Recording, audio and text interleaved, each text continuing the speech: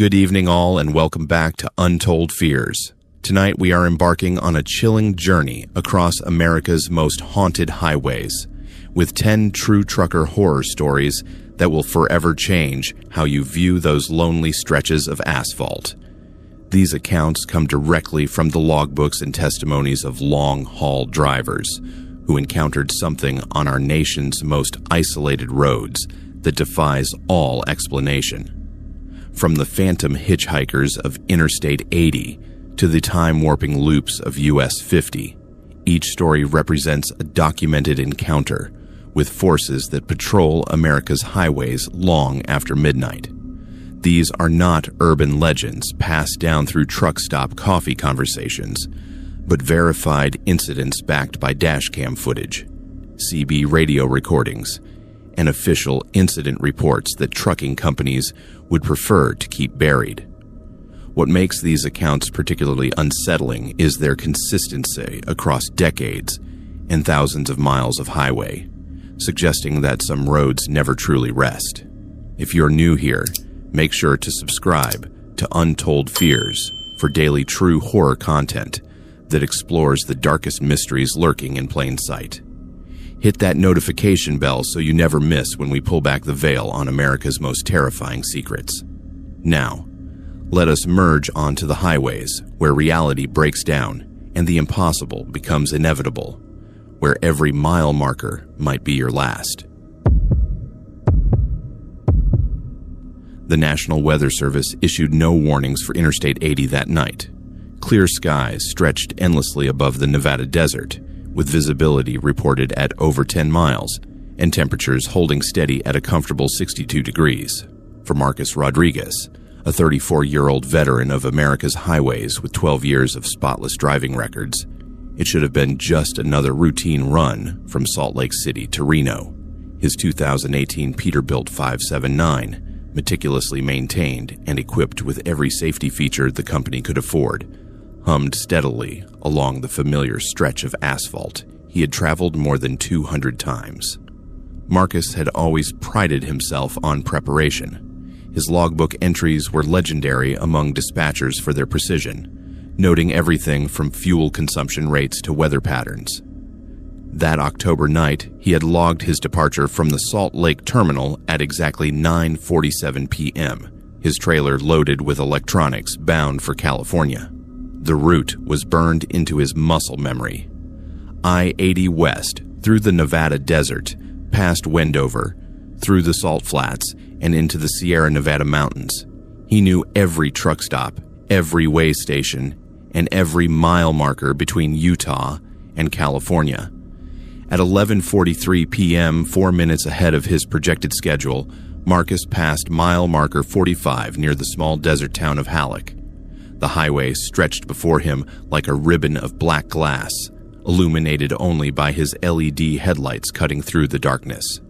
His CB radio crackled occasionally with distant chatter from other drivers, but for the most part, he was alone with his thoughts and the steady rhythm of his diesel engine. That is when he first saw her. At exactly 11:47 p.m., according to his truck's digital clock, an elderly woman appeared in his headlights near mile marker 48. She stood on shoulder of the highway, one arm raised in the universal gesture for help, her other hand clutching what appeared to be a small suitcase.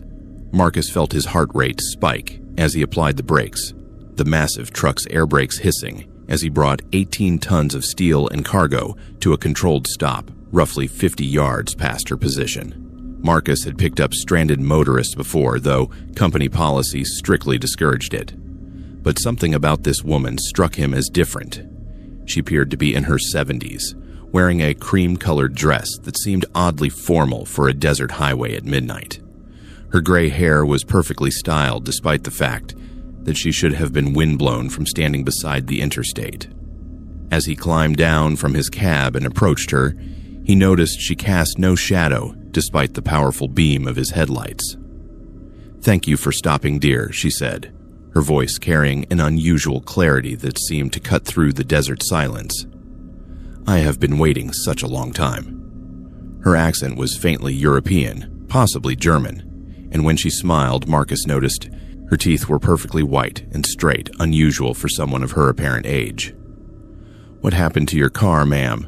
Marcus asked, scanning the roadside for signs of a broken-down vehicle. There was nothing. No car, no truck, no motorcycle, just empty desert stretching in all directions.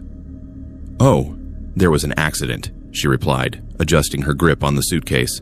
"Such a terrible accident, but that was long ago. I need to get to Reno to see my daughter. She will be so worried." The woman's eyes had an odd quality to them, seeming to reflect light like an animal's, though Marcus attributed this to the angle of his headlights. Despite every safety protocol screaming against it, Marcus found himself agreeing to give her a ride.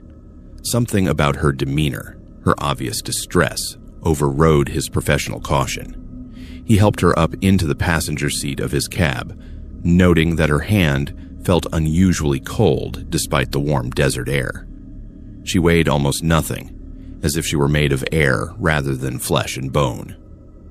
As they pulled back onto the highway, the woman began to speak about Reno, describing streets and buildings with remarkable detail. She mentioned the Old Mapes Hotel, closed since 2000, as if it were still operating. She talked about taking the train to visit her daughter, though passenger rail service to Reno had been discontinued decades earlier. Marcus found her stories charming, if a bit confused, and attributed her apparent time displacement to age and stress from whatever accident had stranded her. 20 miles later, at mile marker 68, she suddenly pointed toward the right side of the highway. "You need to slow down here, dear. There's black ice ahead just past that curve. Very dangerous for a big truck like yours." Marcus glanced at his temperature gauge. It read 64 degrees, far too warm for ice formation. But something in her voice, an urgency that had not been there before, made him ease off the accelerator anyway. "Ma'am, it is too warm for ice tonight," he said gently, not wanting to contradict her, but feeling the need to explain the impossibility of her warning. "No, dear," she insisted, her voice now carrying a strange echo. "Trust me. I have seen what happens when drivers do not listen." As she spoke, Marcus glanced at his passenger seat and felt his blood turn to ice water in his veins. The seat was empty. The elderly woman had vanished completely, leaving behind only the faintest scent of old-fashioned perfume and a small wet spot on the seat where she had been sitting. Marcus slammed on his brakes, his mind reeling. He had been talking to her just seconds before. She could not have simply disappeared from a moving truck cab 60 feet above the ground. He pulled over immediately, searching every inch of his cab with a flashlight. Nothing.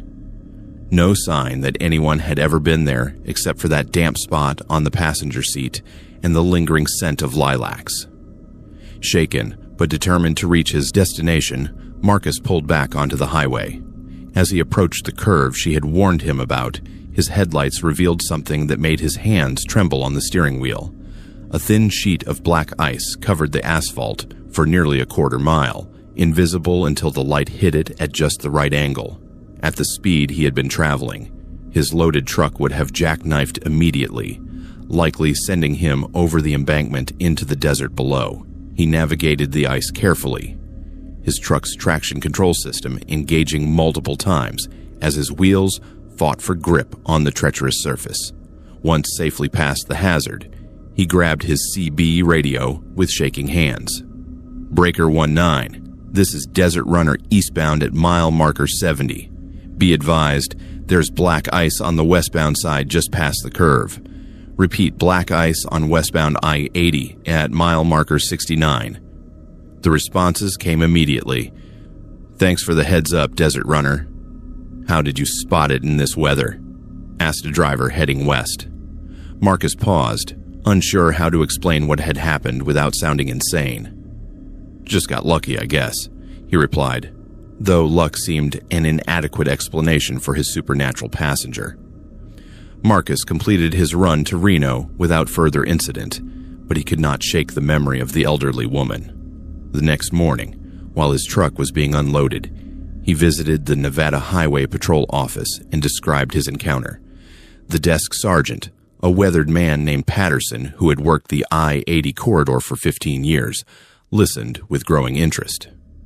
"What did she look like exactly?" Patterson asked, pulling out a thick file folder. Marcus described the woman in detail: her cream-colored dress, her perfectly styled gray hair, her slight European accent, and her obsession with visiting her daughter in Reno. Patterson nodded slowly and pulled out a yellowed newspaper clipping from 1987. The headline read, "Elderly woman dies in I-80 accident near Halleck." The accompanying photograph showed the same woman Marcus had picked up, down to the cream-colored dress and small suitcase. According to the article, Eleanor Hoffman, age 73, had been killed instantly when her 1983 Buick sedan hit black ice and rolled over near mile marker 48. She had been traveling to Reno to visit her daughter when the accident occurred. "She appears every few years," Patterson explained. "Always near mile marker 48, always warning drivers about hazardous conditions ahead. We have had at least a dozen reports over the years, all describing the same woman wearing the same dress. Some drivers think she is just a confused hitchhiker until she vanishes from their cab. Others never see her at all." Patterson showed Marcus photographs of the accident site from 1987. The twisted wreckage of Eleanor's Buick was scattered across the same stretch of highway where Marcus had found black ice the night before. "The strange thing is," Patterson continued, "she only appears when there really is danger ahead. Every driver who has reported seeing her was saved from some kind of hazard: ice, washouts, drunk drivers, mechanical failures. It is like she is still trying to complete that last trip to see her daughter." Marcus left the highway patrol office with a profound sense of unease mixed with gratitude. He had been saved by a ghost, protected by a woman who had died trying to make the same journey he completed every week. Over the following months, he began to research Eleanor Hoffman's story more thoroughly. He discovered that her daughter, Margaret, had waited at the Reno bus station for 3 days after the accident, not knowing her mother had died. Eleanor had been carrying Christmas presents in her suitcase, gifts she never got to deliver. The trucking community, typically skeptical of supernatural claims, began to take notice when Marcus shared his story. Other drivers came forward with similar experiences on the same stretch of highway. A pattern emerged. Eleanor appeared only to drivers who were in genuine danger, and only when weather conditions created the same black ice that had killed her. She never spoke of her own death, never acknowledged her ghostly state, but continued her eternal journey to Reno, helping others avoid her fate. Marcus commissioned a small memorial stone to be placed near mile marker 48, with Eleanor's name and the simple inscription, "A Guardian Angel of the Highway." The memorial became an unofficial shrine where truckers would leave flowers, coffee, and small tokens of respect. Company drivers began reporting unusual experiences near the site. CB radios crackling with warnings in a woman's voice, mysterious figures flagging them down only to vanish, and an inexplicable urge to slow down and check their surroundings. The Nevada Department of Transportation, initially skeptical of the reports, eventually acknowledged the Eleanor Hoffman phenomenon in their safety briefings. They installed additional warning signs near mile marker 48 and increased winter maintenance in the area. The stretch of highway where she died became one of the safest sections of Interstate 80, not through advanced technology or increased enforcement, but through the protective presence of a woman who refused to let her final journey end in tragedy. Today, veteran drivers still tell newcomers about Eleanor Hoffman, the phantom hitchhiker of Interstate 80. They advise listening carefully to elderly passengers who appear suddenly in the Nevada desert, especially those traveling to see family. "She saved my life," Marcus tells other drivers at truck stops along his route, "and she is still out there, still trying to get home, still making sure others make it safely too." The highway patrol file on Eleanor Hoffman remains open, not as an unsolved case, but as a testament to the enduring bonds between the living and the dead on America's loneliest roads. Her story serves as a reminder that some journeys transcend death itself, and that the highways that connect our nation are traveled by more than just the living. According to his fuel log, Jake Morrison should have been in Denver by sunrise. The meticulous records that defined his 15-year career as an owner-operator showed a full tank of diesel purchased at 11:30 p.m. in Pueblo, enough fuel for the 120-mile run to his destination with 40 gallons to spare. His GPS unit displayed an estimated arrival time of 4:45 a.m., accounting for construction delays and his self-imposed speed limits. But when the sun crested the Rocky Mountains that October morning, Jake Morrison was still driving the same stretch of U.S. Highway 50 he had entered 6 hours earlier, his fuel gauge reading nearly empty, and his odometer showing an impossible 847 additional miles on what should have been a routine overnight haul. Jake Morrison was not a man prone to confusion or error. At 41 years old, he had built his reputation on precision and reliability, earning contracts with companies that demanded both punctuality and meticulous documentation. His 2019 Kenworth W900L was equipped with every tracking device and monitoring system available, from electronic logging devices that recorded his every movement to dash cameras that captured both the road ahead and his reactions behind the wheel. He maintained detailed paper logs as backup, noting fuel consumption, weather conditions, and road hazards with the thoroughness of a scientist conducting an experiment. That night began like hundreds of others. Jake departed the Flying J truck stop in Pueblo at exactly 11:47 p.m., his trailer loaded with machine parts bound for a manufacturing plant in Denver. U.S. Highway 50 West stretched before him, a familiar ribbon of asphalt he had traveled more than 300 times over his career. The route was burned into his muscle memory, past the Colorado State Fairgrounds, through Fowler and Manzanola, then northwest toward Colorado Springs, before connecting to Interstate 25 North into Denver. The night was clear and cold, with temperatures hovering near freezing and no precipitation in the forecast. Traffic was light, consisting mainly of other commercial vehicles making their overnight runs. Jake settled into his usual rhythm, cruise control set at exactly 67 miles per hour, CB radio tuned to channel 19 for traffic updates, and his favorite country music station providing background noise for the journey ahead. At 12:23 a.m., Jake passed through the small town of Rocky Ford, noting the time and location in his logbook as required by company protocol. The town's main street was deserted, except for a few pickup trucks parked outside a 24-hour diner, their drivers probably grabbing coffee before continuing their own late-night journeys. Nothing seemed unusual or noteworthy about the familiar landmarks. The grain elevator rising against the star-filled sky, the railroad crossing that always required a careful approach, the billboard advertising a local auto dealer that had been there for as long as Jake had been driving this route. 20 minutes later, at 12:43 a.m., Jake passed through Rocky Ford again. The realization did not hit him immediately. Long-haul drivers develop a kind of highway hypnosis, a state where familiar routes become background noise to their thoughts. Jake initially attributed the repeated sighting to fatigue or inattention. Perhaps he had passed another small Colorado town with similar features.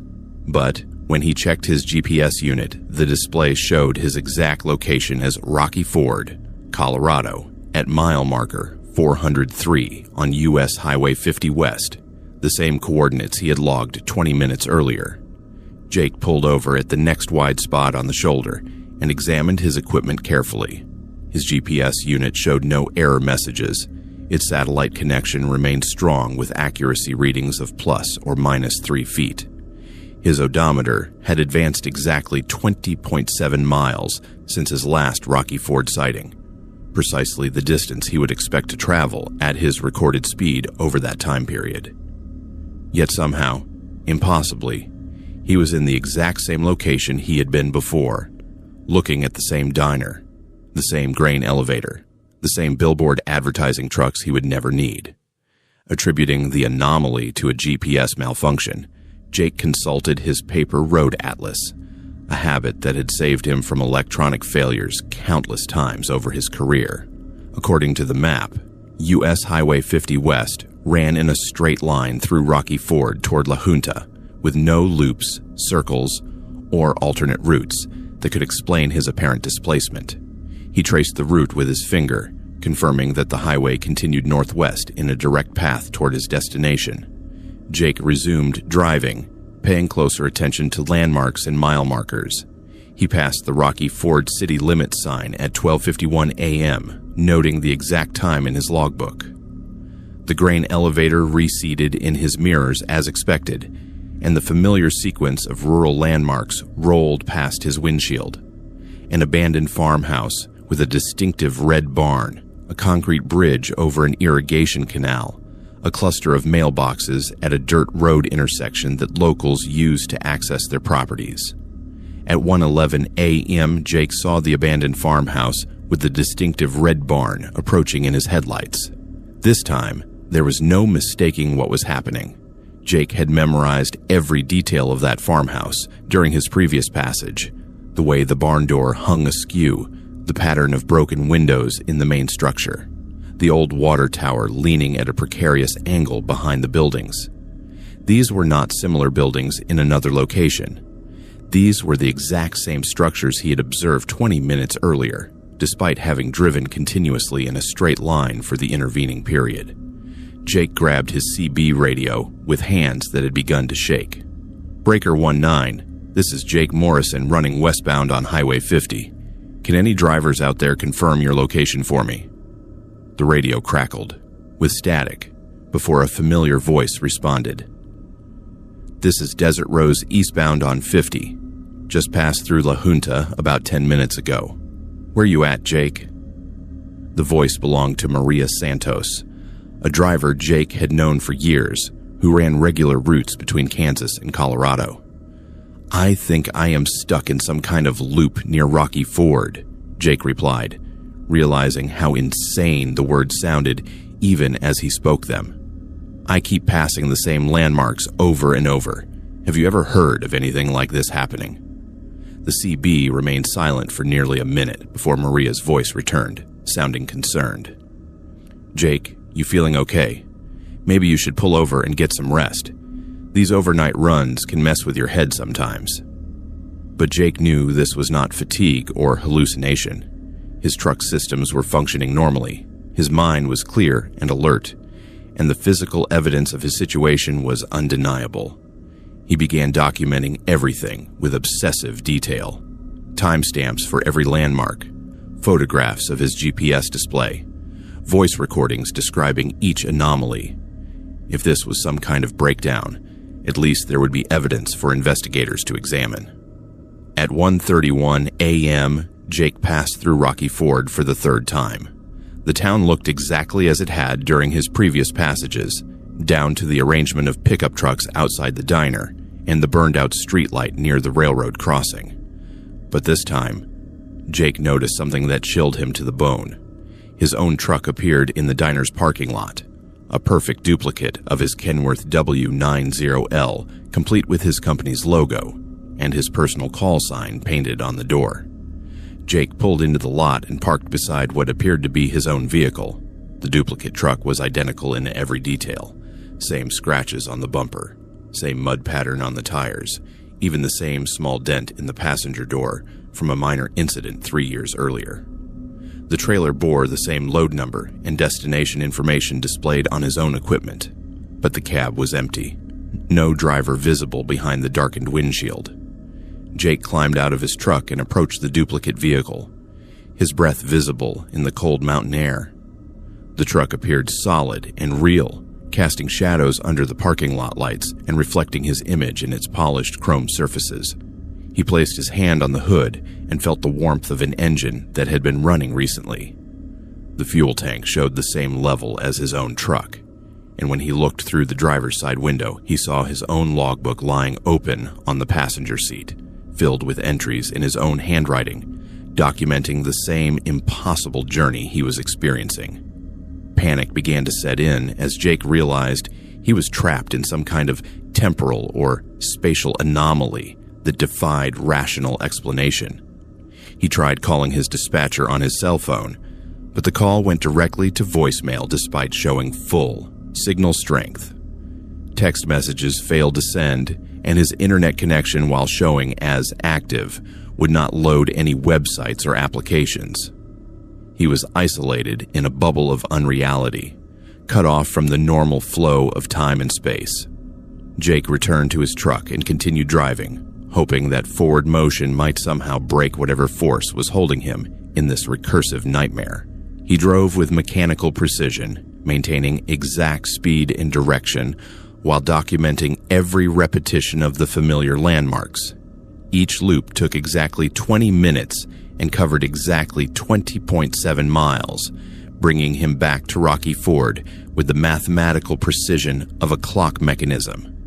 On his fourth passage through town, Jake noticed that the clock on the diner's exterior sign was running backwards, its hands moving counterclockwise at normal speed. The radio in his truck began picking up broadcasts from decades past. 1970s country music, news reports about events from the 1980s, weather forecasts for dates that had already occurred.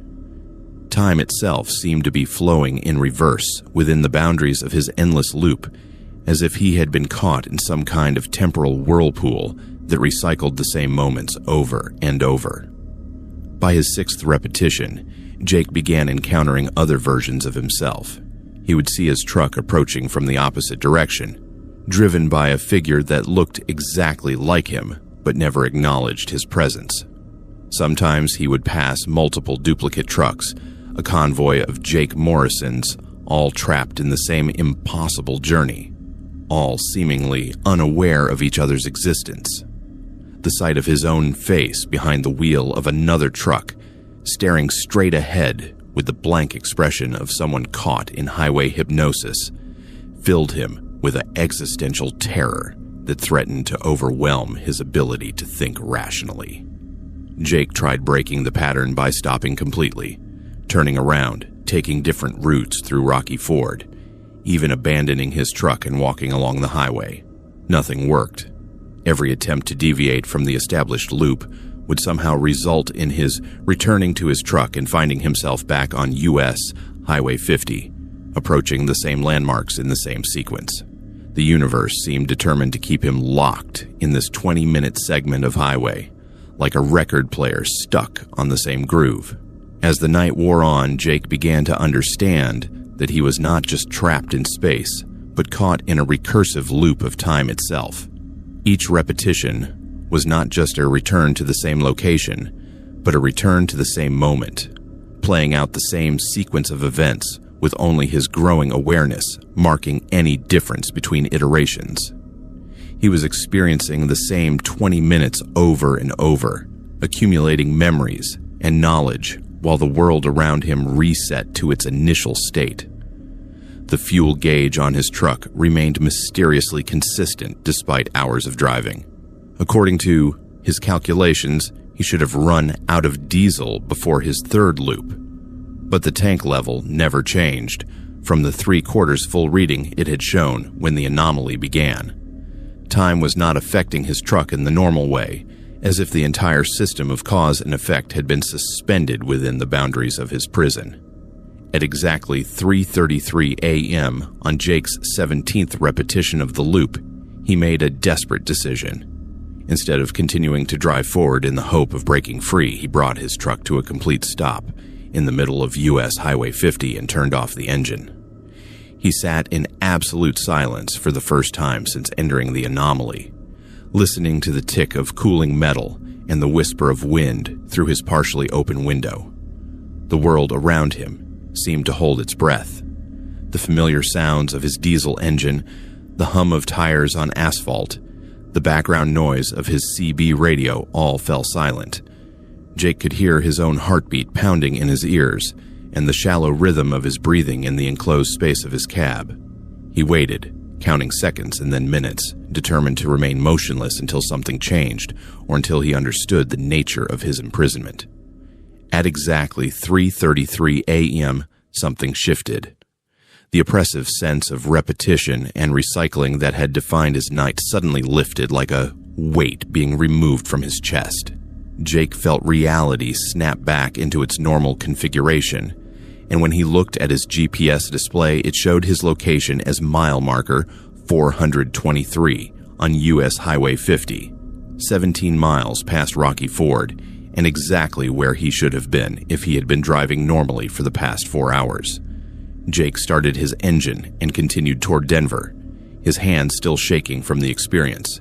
His fuel gauge now showed the expected consumption for the distance he had traveled, and his CB radio picked up normal traffic from other drivers making their morning runs. The world had returned to its familiar patterns of cause and effect, but Jake carried with him the memory of those impossible hours when time itself had become unstuck. When Jake reached his destination in Denver, he found that his delivery was exactly on schedule despite his subjective experience of being trapped for over 4 hours. According to every clock, GPS system, and logbook entry, his journey from Pueblo had taken the normal amount of time with no unexplained delays or detours. The only evidence of his ordeal was his own memory and the photographs he had taken of his GPS display during the loops. Images that now showed normal readings with no trace of the anomalous coordinates he had documented. Jake filed a report with his company about experiencing navigation difficulties near Rocky Ford, but he never fully explained what had happened to him on U.S. Highway 50. He continued driving the same route for several more months, but each time he approached Rocky Ford, he would grip his steering wheel a little tighter and watch his clocks more carefully, remembering the night when time itself had trapped him in an endless repetition of the same 20 minutes. Other drivers began reporting similar experiences on the same stretch of highway. Missing time, repeated landmarks, the sensation of driving in circles despite maintaining a straight course. The Colorado Department of Transportation eventually acknowledged receiving multiple reports of navigation anomalies near Rocky Ford, though they attributed the incidents to GPS interference from nearby military installations rather than admitting the possibility that U.S. Highway 50 contained a genuine temporal anomaly. Jake Morrison never experienced another loop, but he never forgot the terror of being trapped in time's recursive grip, forever driving the same stretch of haunted highway while reality recycled around him like a broken record that refused to move to the next song. Breaker 19. Anyone else seeing this convoy ahead? Those were the words that crackled through Linda Washington's CB radio at 3:17 a.m. on Interstate 40, somewhere between Gallup and Grants, New Mexico. The voice belonged to a driver she had never heard before, tinged with an accent that sounded like it came from another decade. Linda checked her mirrors and scanned the dark highway ahead, seeing nothing but empty asphalt stretching toward the distant mountains under a canopy of stars that seemed unusually bright that November night. Linda Washington, at 28 years old, represented the second generation of Washington family truckers. Her father had driven these same southwestern routes in the 1970s and 1980s, sharing stories of the old days when CB radios were the only connection between drivers, and the highway felt more dangerous and mysterious than it did in the modern era of GPS tracking and satellite communication.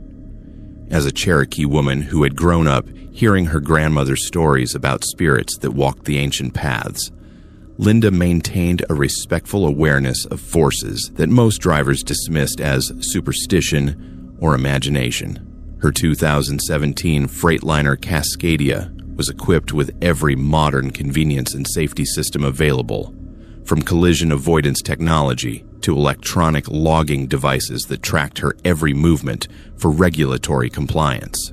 The truck represented the pinnacle of contemporary engineering, designed to eliminate the uncertainties and dangers that had made her father's generation of drivers into folk heroes and cautionary tales.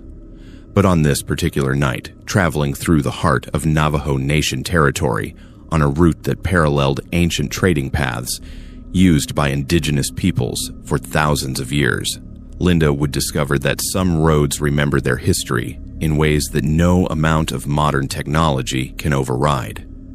The run from Phoenix to Oklahoma City was routine work, a freight route she had completed dozens of times over her 3 years as an owner-operator. Her trailer carried consumer electronics bound for distribution centers in the Midwest, valuable cargo that required careful attention to schedules and security protocols. Linda prided herself on maintaining the cultural traditions her grandmother had taught her, even while embracing the technological demands of modern trucking. She carried sage and sweetgrass in her cab, offered tobacco to the spirits at certain sacred sites, and always acknowledged the land she traveled through as the traditional territory of the tribes who had called it home for centuries. At 3:23 a.m., Linda crested a long rise in the highway and saw them, a line of taillights stretching across the horizon like red stars fallen to earth. The convoy appeared to consist of at least 20 vehicles, their lights forming a perfect procession, moving westbound in the distance. What struck Linda immediately as unusual was a spacing between the trucks, much closer together than modern safety regulations would allow, and the uniformity of their light patterns, suggesting vehicles from an earlier era when lighting configurations were different from current standards. Linda reached for her CB radio to respond to the earlier transmission. Breaker 19, this is Cherokee Rose westbound, on I-40 near mile marker 120. I can confirm visual on that convoy you mentioned. You still got eyes on them? The radio crackled with static for several seconds before the same voice responded. Clearer now, but carrying an odd quality that seemed to echo slightly, as if the transmission were bouncing off distant mountains. Roger that, Cherokee Rose. They are running hard, maybe 75, 80 miles per hour. Never seen anything like it. They're not responding to radio calls, and I cannot make out any company markings on their trailers. The voice paused, and Linda could hear what sounded like wind rushing through the transmission. There is something else, Cherokee Rose. They are running without any running lights, just tail lights. No marker lights, no clearance lights. Like they are trying to stay invisible. As Linda maintained her position on the highway, gradually closing the distance to the mysterious convoy, she began to notice details that challenged her understanding of what she was witnessing. The trucks ahead appeared to be models from the 1950s or early 1960s, their distinctive shapes and proportions clearly visible in her headlights when she occasionally gained ground on the formation. The trailers were shorter and narrower than modern equipment, and she could see the characteristic rounded edges and chrome details that marked vehicles from a bygone era of American trucking. Her CB radio began picking up multiple voices, all seemingly part of the convoy's communication network. The chatter was unlike anything Linda had ever heard on contemporary CB frequencies. The drivers used terminology and 10 codes that predated current standards, referring to locations by names that had not been used for decades. They spoke of fuel stops and truck stops that Linda knew had been closed or demolished years earlier, discussing routes and schedules with the casual familiarity of drivers who had traveled these roads many times before. Breaker for the Shadow Fleet, this is Desert Ghost running drag. We got company behind us, Cherokee Rose in a white Freightliner. Should we make room for her to pass? The transmission came through so clearly that Linda could hear the distinctive sound of an older diesel engine in the background, along with wind noise that suggested open windows despite the cold November air. Linda felt a chill run down her spine at the reference to Shadow Fleet, a term she had never heard in trucking circles, but which carried ominous connotations. Her grandmother's stories came flooding back, tales of spirit travelers who moved between worlds, sometimes visible to the living and sometimes not, always traveling ancient paths that connected sacred sites and places of power. Interstate 40 had been built over portions of historic Route 66, which itself had followed trade routes and pathways that indigenous peoples had used for countless generations. "This is Cherokee Rose to Desert Ghost," Linda transmitted, her voice steady despite the growing unease she felt. "I am not looking to pass, just maintaining my schedule. You all running a special convoy tonight?" The question hung in the air for nearly a minute before Desert Ghost responded, his voice carrying a note of sadness that seemed to come from decades of weariness. "We are always running Cherokee Rose. Been running the same route since 1952, trying to finish what we started. Some races never end, even when all the drivers are gone."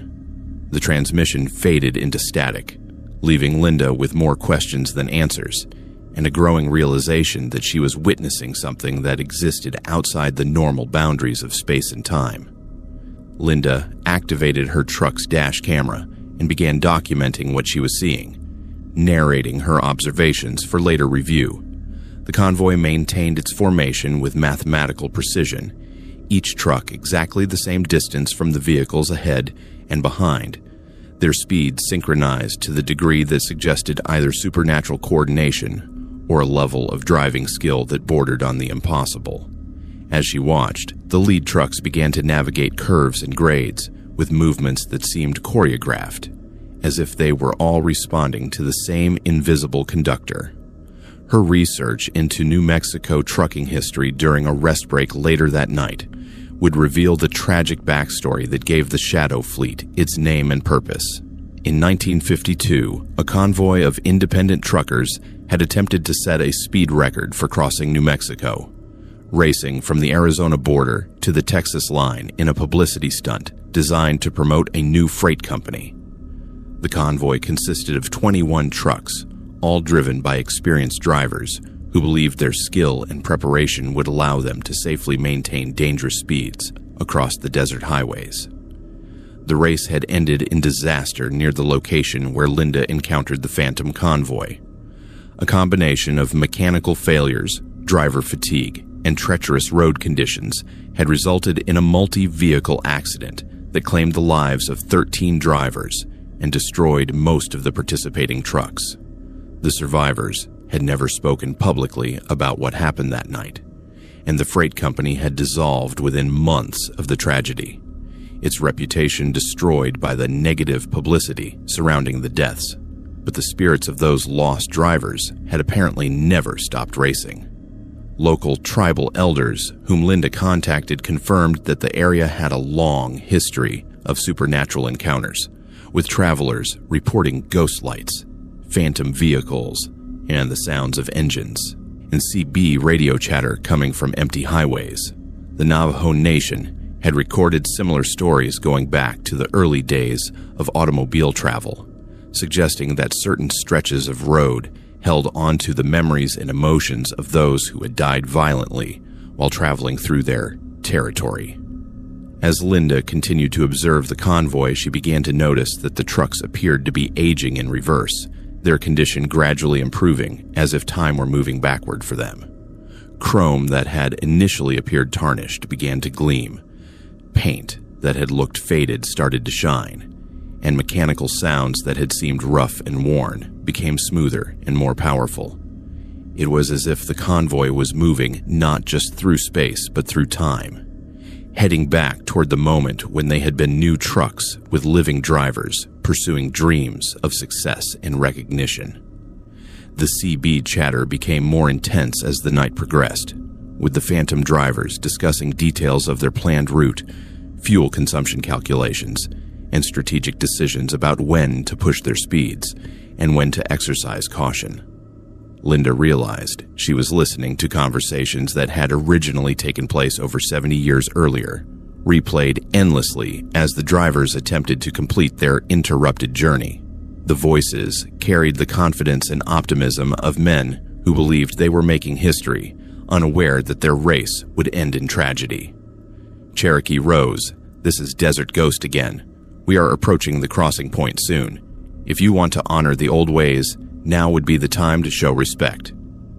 The transmission was accompanied by coordinates that Linda recognized as a sacred site her grandmother had told her about, a place where multiple ancient trails intersected and where offerings should be made to ensure safe travel. Linda pulled over at the next wide spot and retrieved the sage and tobacco she carried for such occasions. Following the protocols her grandmother had taught her, she made an offering to the spirits of the lost drivers, acknowledging their sacrifice and asking for their protection of all who traveled the dangerous highways of the Southwest. As she completed the ceremony, the convoy gradually faded from view, their taillights becoming dimmer and more distant until they merged with the stars and disappeared entirely. The CB radio fell silent, except for the occasional transmission from living drivers, making their own late-night runs across the desert. Linda returned to her truck with a profound sense of having witnessed something sacred and terrible, a glimpse into the persistence of human will and ambition beyond the boundaries of life and death. The Shadow Fleet would continue their eternal race, forever seeking to complete the journey that had cost them their lives, serving as both a warning and a source of protection for other drivers who traveled the haunted highways of the American Southwest. Linda completed her run to Oklahoma City without further supernatural encounters, but she carried the memory of the Shadow Fleet with her as she returned to regular freight routes across the region. She began researching similar phenomena reported by other Native American drivers, discovering a network of stories and experiences that suggested the highways of the Southwest were populated by far more than just living travelers. The roads remembered their dead, and sometimes, on the darkest nights when conditions were right, the past came rushing back to offer guidance, warnings, and reminders of the dangers that had always lurked on the edges of America's transportation networks. The Cherokee Rose became a regular contributor to a CB channel dedicated to supernatural encounters on southwestern highways, sharing her experience with the Shadow Fleet and learning from other drivers who had witnessed similar phenomena. Together, they formed an informal network of observers and protectors, people who understood that respecting the spirits of the road was just as important as maintaining their equipment and following safety regulations. Today, drivers traveling Interstate 40 through New Mexico still report encounters with vintage truck convoys that appear and disappear without explanation, their CB radios crackling with voices from another era discussing routes, schedules, and dreams that ended in tragedy decades ago. The Shadow Fleet continues to race toward a finish line they will never reach, forever trapped in their final journey, but still offering guidance and protection to the living drivers who share their eternal highway. There was nothing wrong with Tommy Chen's odometer. The comprehensive inspection report filed by Roadmaster Truck Services in Santa Fe on November 8, 2023, confirmed that every system in his 2020 Peterbilt 389 functioned within manufacturer specifications. The digital odometer had been calibrated just 3 weeks earlier as part of his annual DOT inspection, its accuracy verified to within 1/10 of a mile across standardized test distances. Yet, according to the maintenance logs Tommy meticulously kept, his truck had somehow gained 347 miles during what should have been a routine 89-mile run from Santa Fe to Roswell, New Mexico, along U.S. Highway 285 South. Tommy Chen had earned his mechanical engineering degree from UC Berkeley before the economic downturn of 2008 forced him to reconsider his career path. Trucking had initially been a temporary solution, a way to pay bills while searching for engineering work. But 15 years later, he had built a successful owner-operator business based on his analytical approach to the industry. Where other drivers relied on intuition and experience, Tommy used data and scientific methodology to optimize every aspect of his operations, from fuel efficiency calculations to route planning algorithms he had developed himself. His truck reflected this methodical mindset. The cab was equipped with multiple GPS units for redundancy, electronic logging devices that recorded his position every minute, and a comprehensive array of monitoring equipment that tracked everything from tire pressure to engine temperature. Tommy maintained detailed spreadsheets documenting fuel consumption, maintenance schedules, and performance metrics that would have impressed his former engineering colleagues. He approached trucking as a science, believing that enough data and careful analysis could eliminate uncertainty and risk from even the most unpredictable profession. That November night began with Tommy's standard pre-trip inspection checklist, a 47-point examination that he conducted religiously before every departure. His trailer contained precision laboratory equipment, bound for the National Radio Astronomy Observatory in Socorro, cargo that required climate control and vibration monitoring throughout the journey. The route along U.S. Highway 285 was straightforward, a well-maintained highway that cut directly south through the high desert country of central New Mexico, passing through small communities like Lamy, Galisteo, and Vaughn before reaching its destination. At 10:47 p.m., Tommy departed the Santa Fe terminal with his odometer reading exactly 847,329.7 miles, a figure he recorded in his logbook along with fuel levels, tire pressures, and weather conditions. The night was clear and cold, with temperatures dropping toward freezing and no precipitation expected. His GPS units showed the standard route south on U.S. Highway 285, with an estimated travel time of 2 hours and 12 minutes to reach the observatory facilities. The first sign that something was wrong came at 11:23 p.m., when Tommy passed mile marker 347 heading south.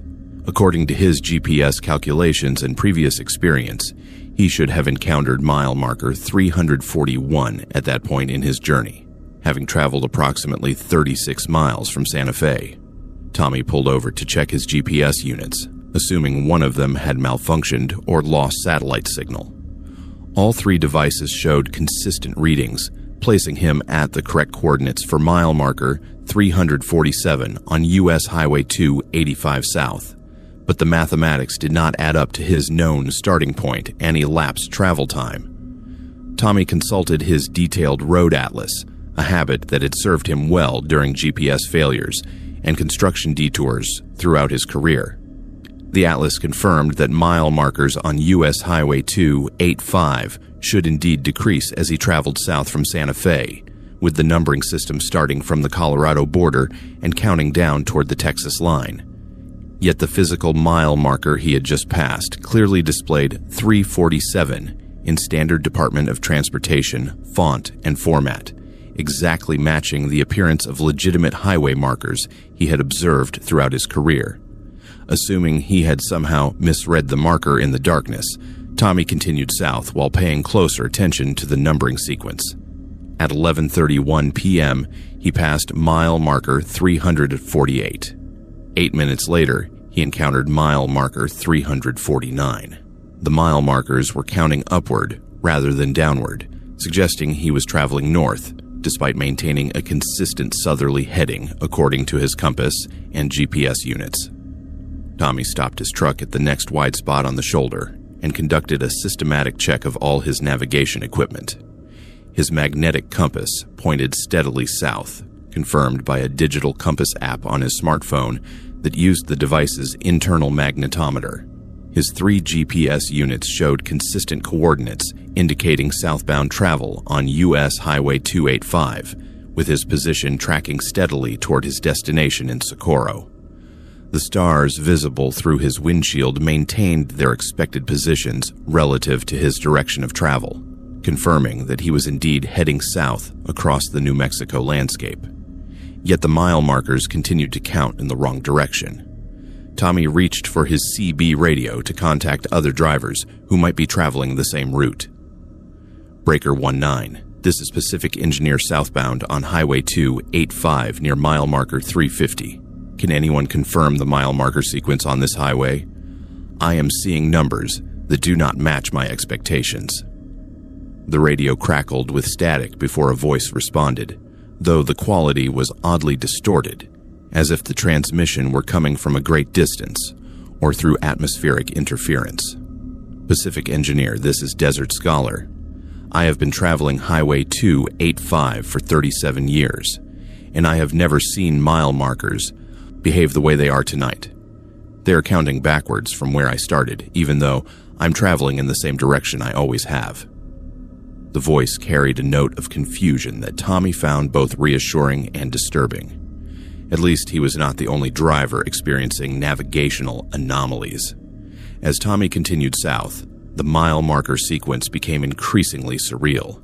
He passed marker 351, then 352, then 353, each one confirming that distance was somehow being measured in reverse of its normal progression. More disturbing was the gradual change in his surroundings.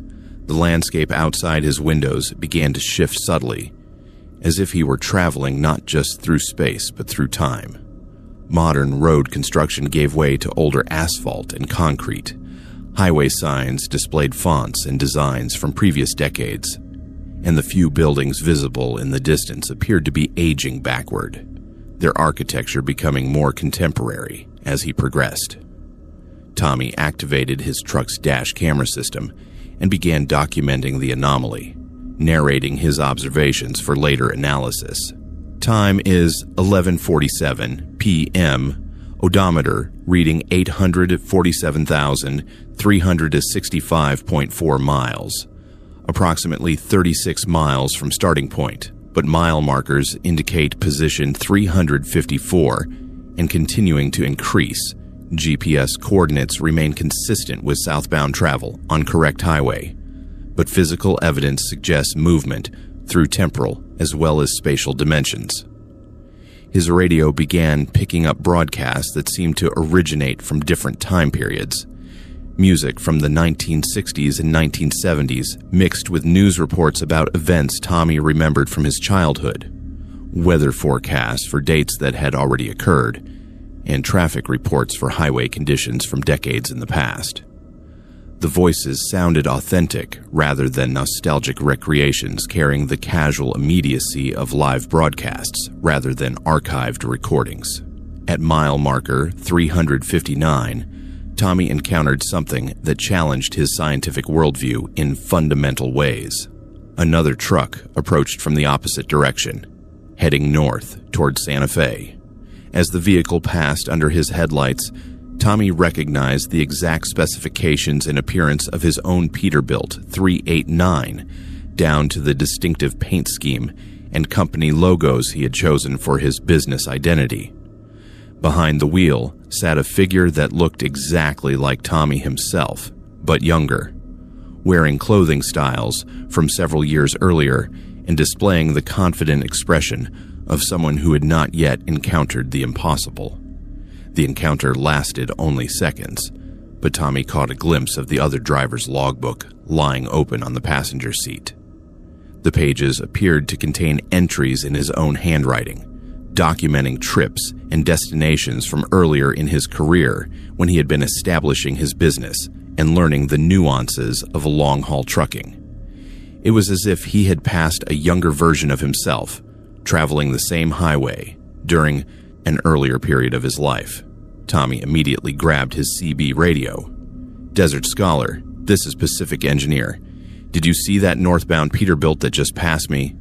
It looked exactly like my truck, driven by someone who looked exactly like me. The response came quickly, tinged with excitement and fear. Pacific Engineer, I have been seeing multiple versions of my own truck tonight, all traveling in different directions at different points along this highway. Each one represents a different period of my career, like photographs from my past spread out across the road. I think we are traveling through time as well as distance. As the night progressed, Tommy began to understand that U.S. Highway 285 had somehow become unstuck from normal temporal progression. The backward counting mile markers were not just indicating reverse distance measurement, but reverse time flow, taking him deeper into his own past with each mile traveled. His truck systems continued to function normally within their local framework, but the highway itself existed in a state of temporal flux that allowed past, present, and future to coexist in the same physical space. Tommy encountered multiple versions of himself throughout the night, each representing a different stage of his trucking career. He saw himself as a nervous rookie learning to handle mountain grades, as a confident mid-career driver optimizing routes and building customer relationships, and as various intermediate points in his professional development. Each encounter provided glimpses into decisions he had made, challenges he had overcome, and the gradual evolution of his approach to the trucking industry. The radio chatter became a cacophony of voices from different eras, with drivers from the 1960s, 1970s, 1980s, and beyond, all communicating simultaneously across the temporal boundaries that normally separated their experiences. Tommy listened to conversations about fuel prices from decades past, discussions of regulations that had long since been repealed or modified, and debates about technology that was now obsolete. It was as if U.S. Highway 285 had become a repository for every conversation, every journey, and every moment that had ever occurred on its length. At mile marker 381, Tommy made a crucial decision.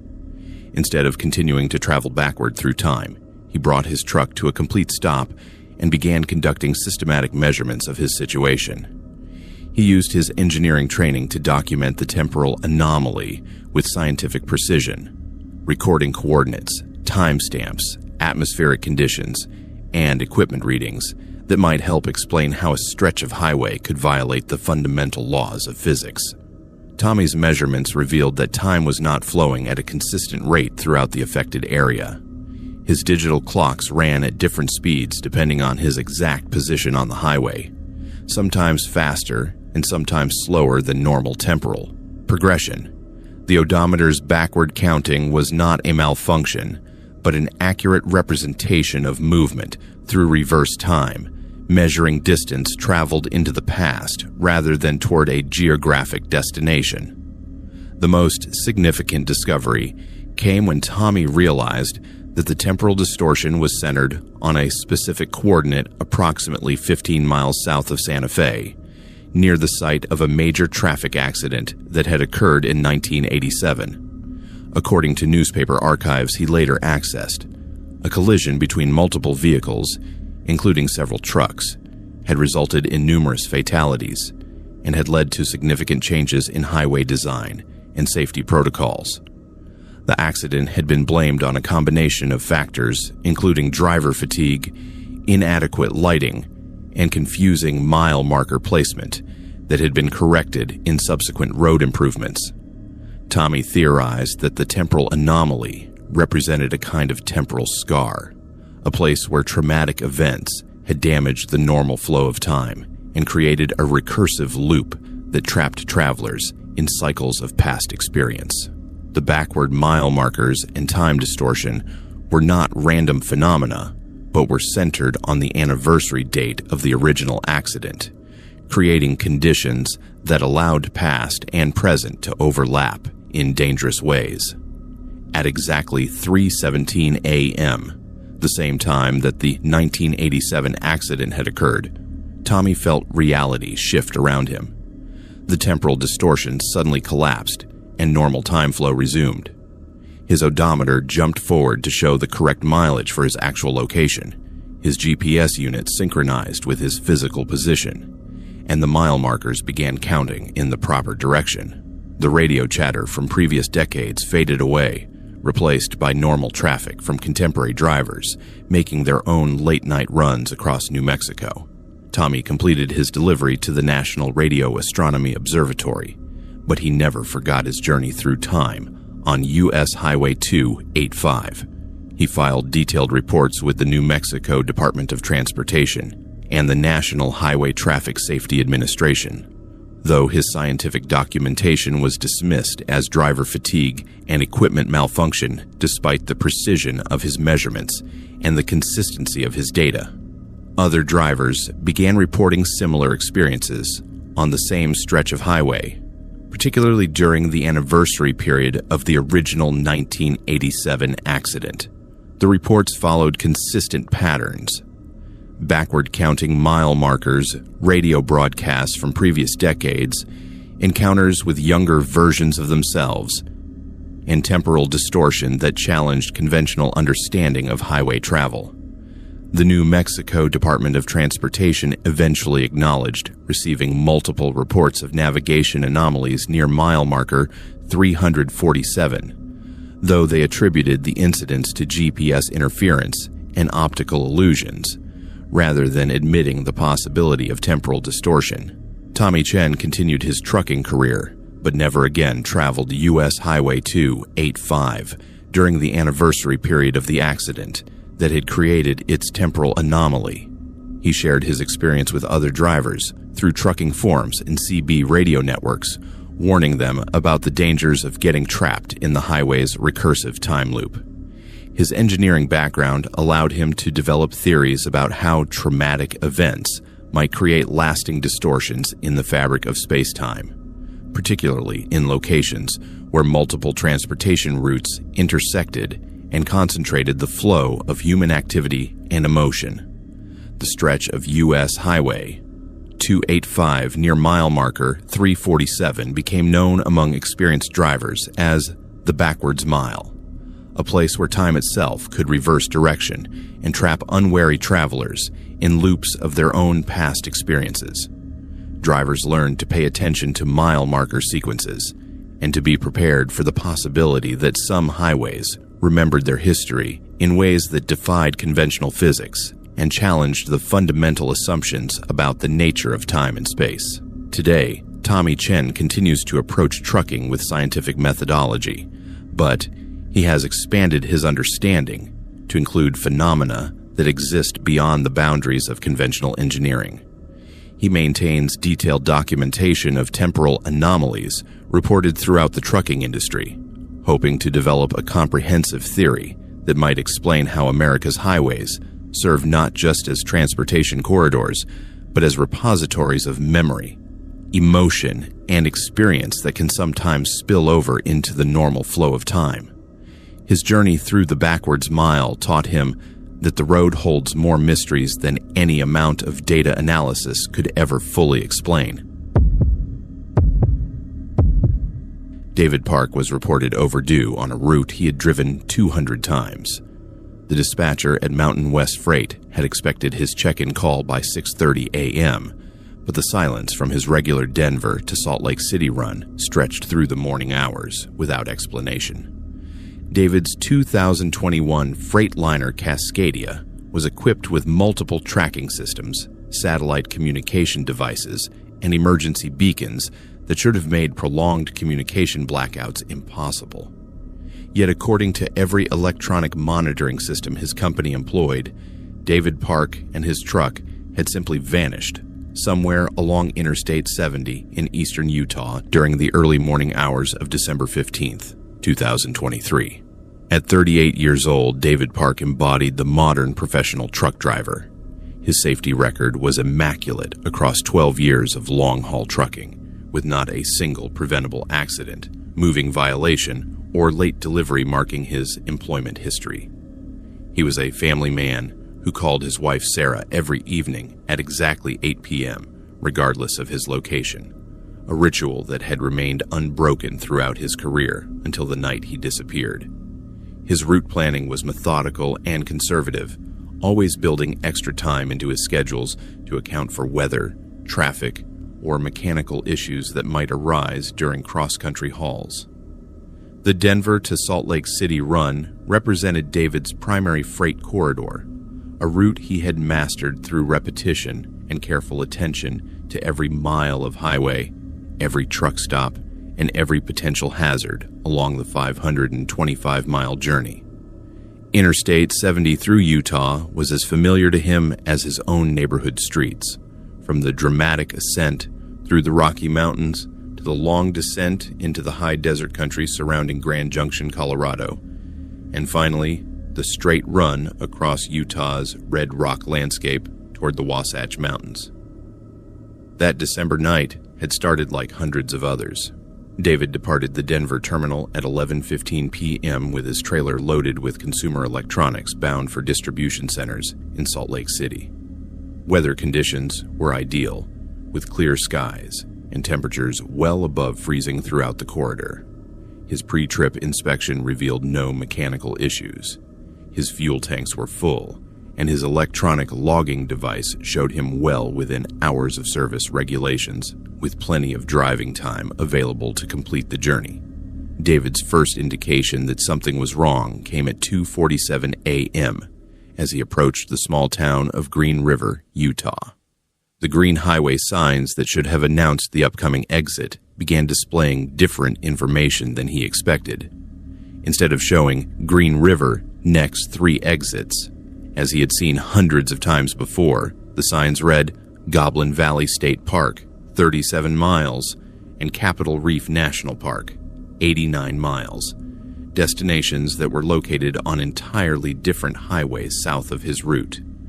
Initially, attributing the discrepancy to recent sign updates or his own fatigue-induced misreading, David continued west on what his GPS confirmed was Interstate 70.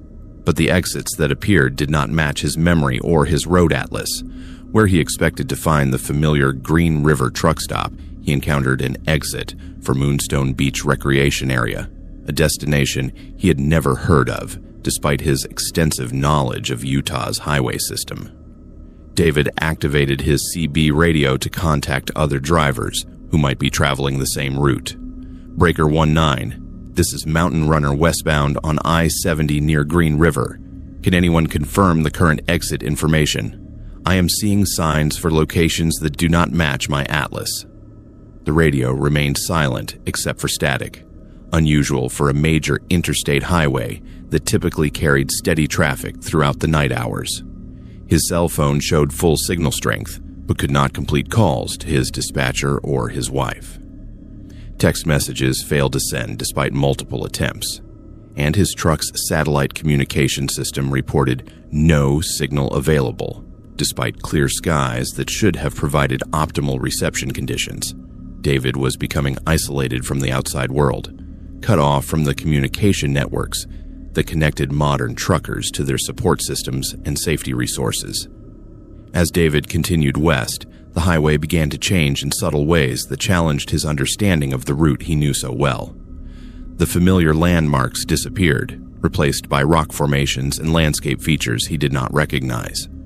The highway itself seemed to be steering him away from his intended path, with gentle curves that gradually altered his heading without his conscious awareness.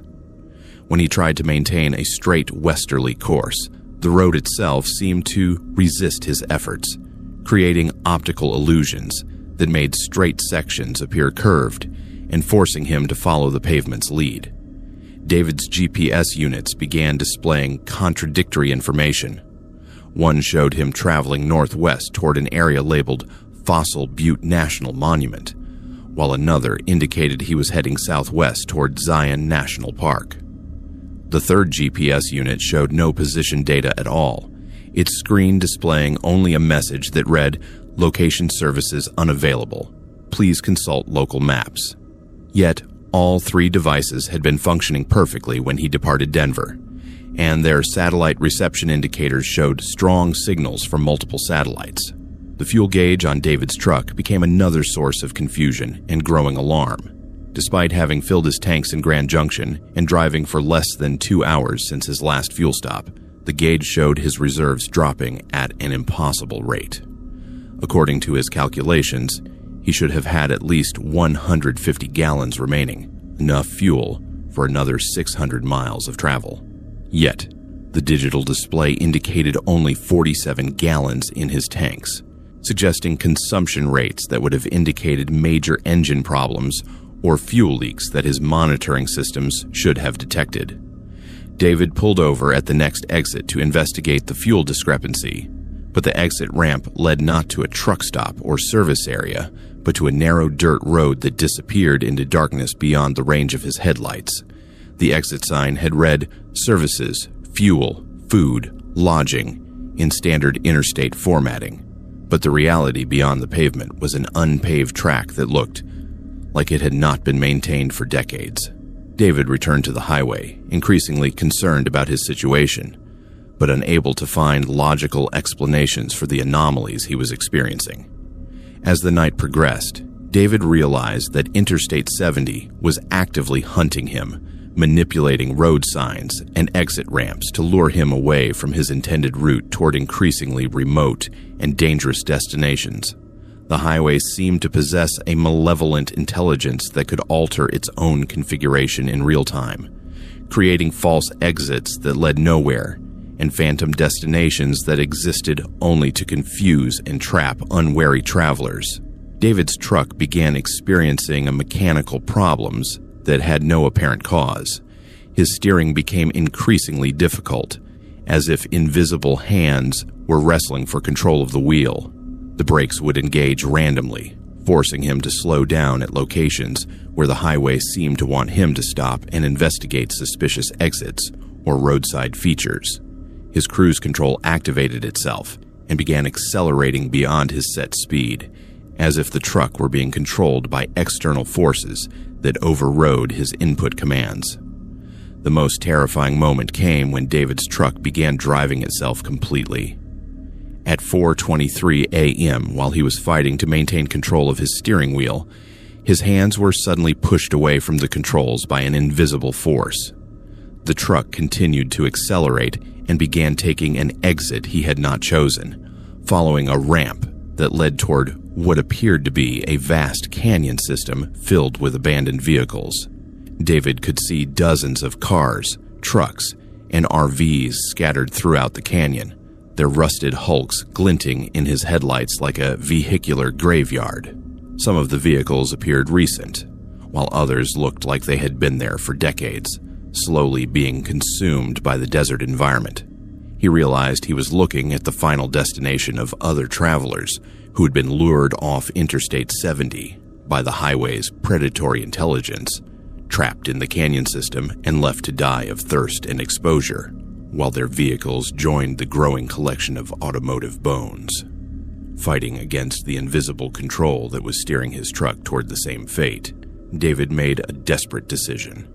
He reached for his engine controls and shut off the diesel completely, bringing 18 tons of truck and trailer to a gradual stop through momentum alone. The supernatural force that had been controlling his vehicle seemed unable to operate without engine power, and David felt the steering wheel return to his control as the truck came to rest on the shoulder of the exit ramp. David climbed down from his cab and began walking back toward the main highway, abandoning his truck rather than allowing himself to be driven into the automotive graveyard below. The walk back to Interstate 70 took nearly an hour, during which he encountered other abandoned vehicles along the roadside. Their drivers' remains still visible in some cases, suggesting that the highway's predatory behavior had been claiming victims for decades. When David reached the main highway, he was surprised to find normal traffic flowing in both directions, with other truckers maintaining regular communication on CB Channel 19. The road signs displayed correct information for Interstate 70 West, and the familiar landmarks he knew so well had returned to their expected locations. His cell phone immediately began working normally, showing dozens of missed calls from his dispatcher and his wife, who had been frantically searching for him after he failed to make his scheduled check-in.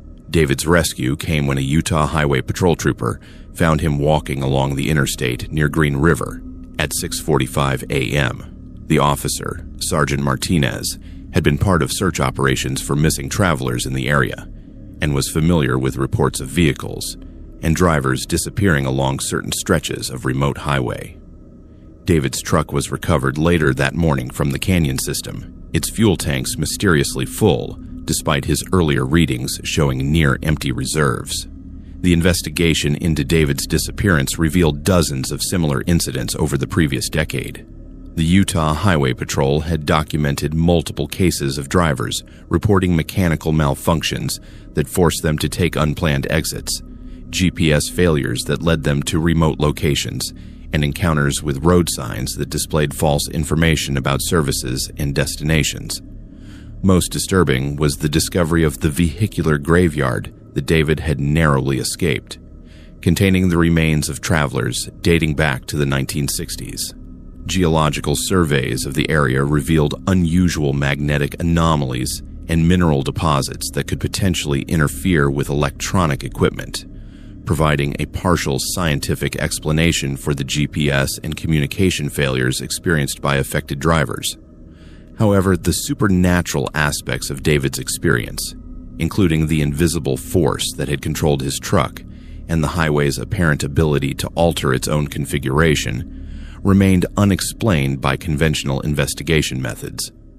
David Park returned to trucking after a brief leave of absence, but he never again traveled Interstate 70 through eastern Utah during the overnight hours, when the highway's predatory behavior was most active.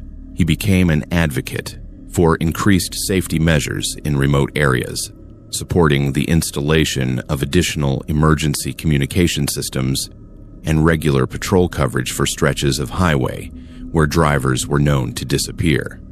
The Utah Department of Transportation eventually acknowledged the pattern of disappearances and implemented additional safety measures along the affected stretch of Interstate 70, including enhanced lighting, emergency call boxes, and regular monitoring of electronic traffic systems for anomalous readings. Warning signs were installed at truck stops and rest areas, advising drivers to remain on main travel lanes and to report any unusual road signs or exit configurations to authorities immediately. Other truckers began sharing stories of similar encounters with predatory highways throughout the western United States, roads that seemed to actively hunt travelers and lure them away from safe routes toward remote areas where rescue was unlikely. The trucking community developed informal networks for sharing information about dangerous stretches of highway, creating CB channels dedicated to reporting supernatural encounters and unusual mechanical problems that might indicate the presence of hostile road conditions. David's experience on the hungry highway of Interstate 70 served as a reminder that America's transportation network contained more than just routes between cities. Some roads had developed their own malevolent intelligence, feeding on the vehicles and drivers who traveled their lonely stretches during the dark hours when normal traffic was light and rescue was far away. These highways had become predators in their own right, using the trust and familiarity that drivers developed for their routes as weapons to lure them away from safety toward destinations from which few travelers ever returned. Today, experienced truckers know to be suspicious of road signs that do not match their expectations, exits that lead to unfamiliar destinations, and mechanical problems that occur only on specific stretches of remote highway. They understand that some roads are hungrier than others, and that surviving a career in long-haul trucking requires not just mechanical knowledge and safe driving practices, but also the wisdom to recognize when the highway itself has become the enemy. The claims stated there were two identical trucks in the accident. The insurance investigator, Janet Morrison, had processed thousands of commercial vehicle claims during her 23-year career with Pacific Coast Insurance, but she had never encountered a report quite like the one that crossed her desk on the morning of March 18, 2024.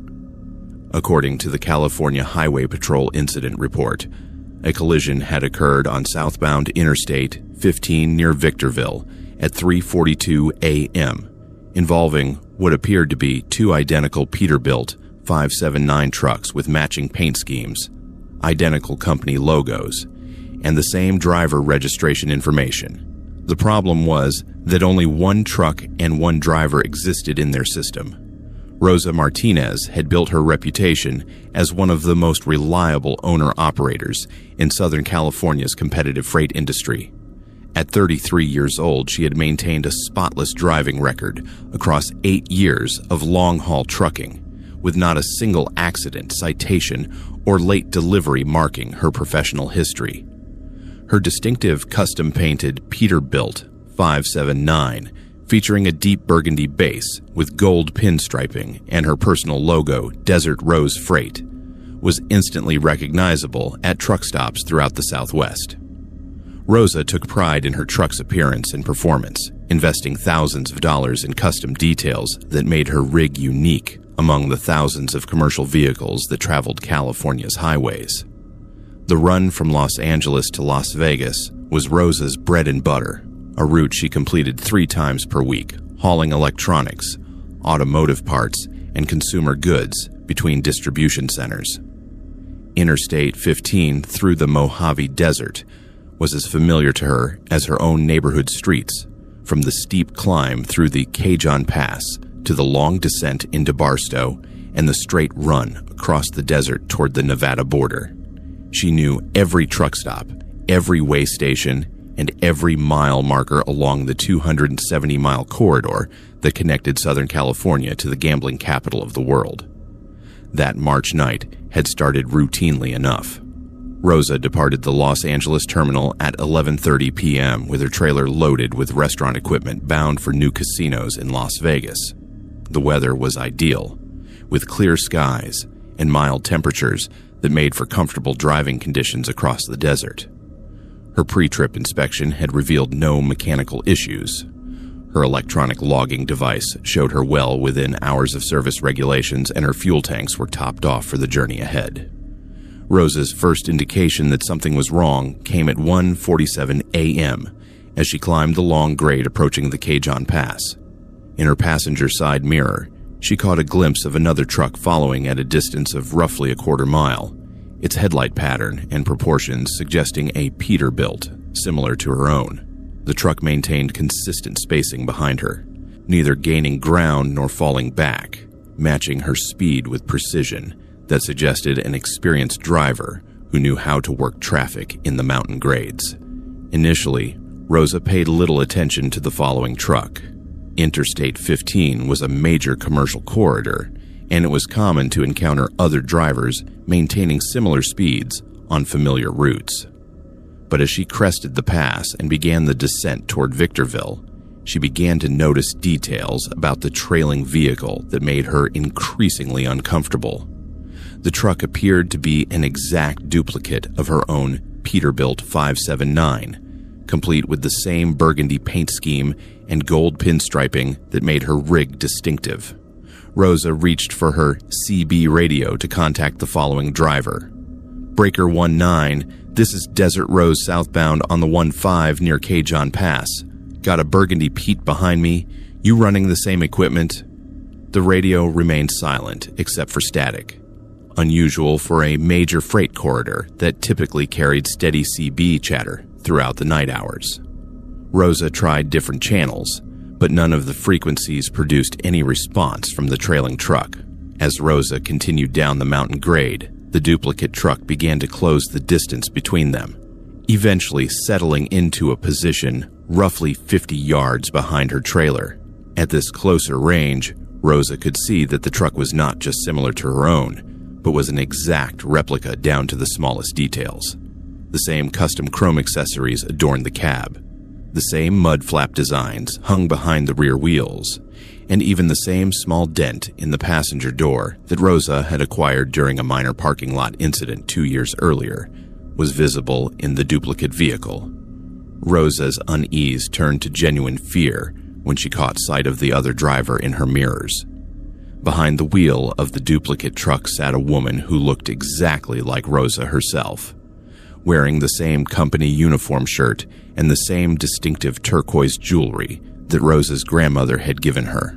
The doppelganger driver maintained the same posture and driving position that Rosa used, her hands positioned on the steering wheel in an identical manner, and her head tilted at the same angle that Rosa unconsciously adopted during long highway runs. The sight of her own face behind the wheel of an identical truck while she was actively driving her own vehicle challenged Rosa's understanding of reality in fundamental ways. She rubbed her eyes, thinking fatigue might be causing hallucinations, but when she looked again, the duplicate truck and driver remained clearly visible in her mirrors. Rosa grabbed her CB radio with hands that had begun to shake, trying different channels and emergency frequencies to contact anyone who might be witnessing the same impossible situation. Mayday, Mayday. This is Desert Rose on Interstate 15 southbound near Victorville. I am being followed by what appears to be an exact duplicate of my truck and myself. Can anyone confirm visual on two identical burgundy Peterbilts in this area? Rosa's transmission went unanswered, the radio producing only static despite clear weather conditions that should have provided excellent reception. As Rosa approached the truck stops and service areas near Victorville, she began to encounter other drivers who seemed to recognize both versions of her truck. CB radio chatter picked up, with drivers discussing the two Desert Rose trucks and wondering about the unusual convoy formation. Some drivers reported seeing Rosa's truck pass them twice within minutes, once heading south and again heading north, though Rosa had maintained consistent southbound travel throughout the night. The duplicate truck began to exhibit behavior that suggested it was not simply following Rosa, but was actively copying her every action. When Rosa changed lanes to pass slower traffic, the doppelganger truck made identical lane changes at precisely the same moment. When Rosa adjusted her speed to maintain safe following distances, the duplicate vehicle made matching speed adjustments with timing that suggested supernatural coordination rather than human reaction times. When Rosa activated her turn signals to navigate highway interchanges, the mirror truck's signals flashed in perfect synchronization. Rosa pulled into the Flying J truck stop in Victorville, hoping to break the pattern and force some kind of confrontation with her supernatural double. As she maneuvered her truck into a parking space, the duplicate vehicle parked in the adjacent spot, its positioning mirror perfect to Rosa's own truck. Rosa climbed down from her cab and approached the other truck, her heart pounding as she prepared to confront what appeared to be an exact copy of herself. The doppelganger Rosa sat motionless behind the wheel of the duplicate truck, staring straight ahead with the blank expression of someone caught in highway hypnosis. Her clothing, jewelry, and even the small scar on her left hand from a childhood accident were perfectly replicated in the mirror driver. Rosa tapped on the window of the duplicate truck, trying to get the other driver's attention, but received no response. The doppelganger continued to stare forward, her hands remaining positioned on the steering wheel, despite the fact that the truck was parked and the engine was turned off. Other truckers in the parking lot began to gather around the two identical vehicles, pointing and taking photographs with their cell phones. The sight of two perfectly matching trucks with identical drivers created a spectacle that drew attention from every driver and truck stop employee in the area. Some drivers claimed they had been listening to CB communications from both trucks simultaneously, with the same voice transmitting from different positions on the highway at the same time. Rosa entered the truck stop restaurant, hoping to find witnesses who could confirm what she was experiencing and perhaps provide explanations for the supernatural duplication. The restaurant's security cameras, according to the manager on duty, showed only one Rosa Martinez entering the building, despite multiple eyewitness accounts of two identical women being present in the parking lot. The discrepancy between electronic evidence and human observation added another layer of mystery to Rosa's already impossible situation. When Rosa returned to the parking lot 20 minutes later, the duplicate truck had vanished completely. No one had seen it leave, and the parking space where it had been sitting showed no signs that a vehicle had ever occupied the spot. The other truckers, who had been photographing the identical vehicles, found that their cameras and phones contained images of only Rosa's actual truck, with no trace of the doppelganger vehicle that they'd clearly observed and documented. Rosa completed her run to Las Vegas without further supernatural encounters, but the memory of her mirror driver haunted her throughout the remainder of the journey. She filed a detailed report with her insurance company and the California Highway Patrol, though her account was met with skepticism from investigators who could find no physical evidence of the duplicate truck or driver that multiple witnesses claimed to have observed. The insurance investigators' report became a legend within the industry, not because it documented a verifiable supernatural event, but because it represented the kind of impossible claim that challenged the boundaries between reality and imagination. Janet Morrison's investigation revealed that several other drivers had reported encounters with duplicate versions of themselves on the same stretch of Interstate 15, always during the overnight hours when traffic was light and the desert landscape created optimal conditions for optical illusions and highway hypnosis. The phenomenon became known among truckers as mirror driving, a supernatural occurrence where drivers would encounter exact duplicates of themselves and their vehicles, usually in locations where they had experienced emotional stress or significant life events. Interstate 15 through the Mojave Desert became a focal point for such encounters, possibly due to the combination of isolation, extreme temperatures, and the psychological stress of navigating one of America's busiest freight corridors. Rosa Martinez continued her trucking career, but never again traveled Interstate 15 during the overnight hours, when her doppelganger was most likely to appear. She became an advocate for driver mental health programs, understanding that the isolation and stress of long-haul trucking could create conditions where the boundary between reality and hallucination became dangerously thin. Her experience with the mirror driver served as a reminder that the highways of America contained more than just routes between cities. They were repositories of human consciousness where thoughts, fears, and memories could sometimes take on lives of their own. Other drivers began reporting similar encounters with duplicate versions of themselves throughout the trucking industry, leading to the development of support networks and counseling programs designed to help drivers process supernatural experiences that challenged their understanding of reality. The mirror driver phenomenon became a recognized occupational hazard, acknowledged by insurance companies and trucking associations as a legitimate psychological challenge that required professional intervention and peer support. Today, experienced truckers know to be suspicious of vehicles that match their own too closely, especially during the dark hours when the highway's supernatural forces are most active. They understand that the desert highways of California contain mirrors that reflect more than just light, sometimes showing drivers aspects of themselves that they would prefer to keep hidden in the shadows of their professional lives.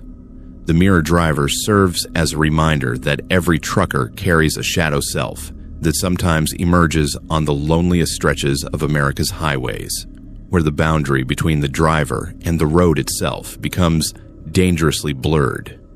The insurance files remain open on Rosa Martinez's case, not as an unsolved claim, but as a testament to the mysteries that persist on America's highways, despite advances in technology and scientific understanding. Her encounter with her own mirror image behind the wheel of an identical truck continues to serve as a cautionary tale for drivers who spend their careers traveling the same routes, warning them that repetition and familiarity can sometimes create conditions where reality itself becomes duplicated in ways that challenge the very nature of individual identity and existence. She kept saying the bridge was crying. Those were the words that echoed through Dr. Patricia Hawthorne's therapy office as she reviewed the session notes from her most unusual patient in 15 years of practice, Michelle Thompson, a 29-year-old long-haul trucker from North Carolina, had been referred for mandatory psychological evaluation after reporting what her employer classified as extreme emotional disturbance during a routine freight run through West Virginia. Michelle's account of her experience on Interstate 77's New River Gorge Bridge had initially seemed like a textbook case of driver fatigue and stress-induced hallucinations, but the consistency of her story and the physical evidence she presented challenged conventional explanations for what had occurred that foggy October night. Michelle Thompson had always been sensitive to the emotional undercurrents that other people missed or ignored. As a child, she could sense her grandmother's sadness days before the family learned about her terminal diagnosis. In high school, she had avoided certain buildings and locations that felt heavy with unexplained sorrow or anger. When Michelle entered the trucking industry 5 years earlier, She had learned to trust her intuitive feelings about routes and destinations, often choosing alternate paths when her instincts warned her away from seemingly normal highways and truck stops. Her ability to perceive emotional atmospheres had served her well during her trucking career, helping her avoid dangerous situations and problematic customers that other drivers encountered without warning. Michelle had developed an informal reputation among dispatchers for being able to sense trouble before it manifested in obvious ways, leading them to assign her to routes and loads that had proven problematic for other drivers. She approached her supernatural sensitivity as a professional tool, similar to mechanical knowledge or navigation skills that enhanced her effectiveness as a commercial driver. The run from Charlotte, North Carolina to Pittsburgh, Pennsylvania, was supposed to be routine freight work, hauling manufactured goods along well-traveled interstate highways through familiar territory. Michelle had completed similar runs dozens of times over her 5-year career, following Interstate 77 north through the mountains of West Virginia before connecting to Interstate 79 for the final approach to Pittsburgh. The route included crossing the New River Gorge Bridge, a spectacular steel arch span that carried the interstate 876 feet above the New River, creating one of the most dramatic highway crossings in the eastern United States. Michelle had crossed the New River Gorge Bridge numerous times without incident, always appreciating the engineering achievement it represented and the breathtaking views it provided of the rugged West Virginia landscape. The bridge had been completed in 1977 and had become an iconic symbol of the region's natural beauty, attracting tourists and photographers who came to witness its graceful arch spanning the deep gorge carved by centuries of river flow through ancient Appalachian rock formations. That October night, however, approached the bridge under conditions that immediately triggered Michelle's supernatural sensitivity. A heavy fog had settled into the gorge, reducing visibility to less than 50 yards, and creating an atmosphere of isolation and unease that made the familiar crossing feel like a journey into an unknown realm. The fog seemed to muffle sound in strange ways, creating acoustic effects that made Michelle's diesel engine sound distant and hollow, despite the mechanical noise originating just feet from where she sat. As Michelle's Freightliner Cascadia entered the bridge approach at 2:17 a.m., she began to hear what sounded like distant sobbing, carried on the fog-laden wind. The sound was faint but unmistakable, resembling the grief-stricken wails of multiple voices crying in unison. Michelle initially attributed the sounds to wind patterns created by the gorge's unique topography, but as she continued onto the bridge span itself, the crying became more distinct and emotionally overwhelming. Michelle had encountered supernatural phenomena before during her trucking career, but nothing had prepared her for the intensity of sorrow that began to flood her consciousness as she crossed the bridge. Wave after wave of grief, despair, and anguish washed over her, emotions so powerful that they threatened to overwhelm her ability to maintain control of her 18-ton vehicle. The crying sounds grew louder and more numerous, as if hundreds of voices were weeping simultaneously somewhere in the fog-shrouded darkness below the bridge. Her truck's radio began picking up what sounded like period music and voices from the Civil War era, with faint strains of military songs and spoken words that seemed to drift up from the gorge like audio ghosts from another century. Michelle could make out fragments of conversation that included references to battles, casualties, and military movements that corresponded to historical events she remembered from her high school American history classes. The voices carried the cadence and vocabulary of 19th century speech, creating an audio landscape that transported her backwards through time to one of the most tragic periods in American history. Michelle pulled over at the first opportunity after crossing the bridge, parking her truck at the New River Gorge Bridge overlook to investigate the source of the supernatural experiences that had nearly incapacitated her during the crossing.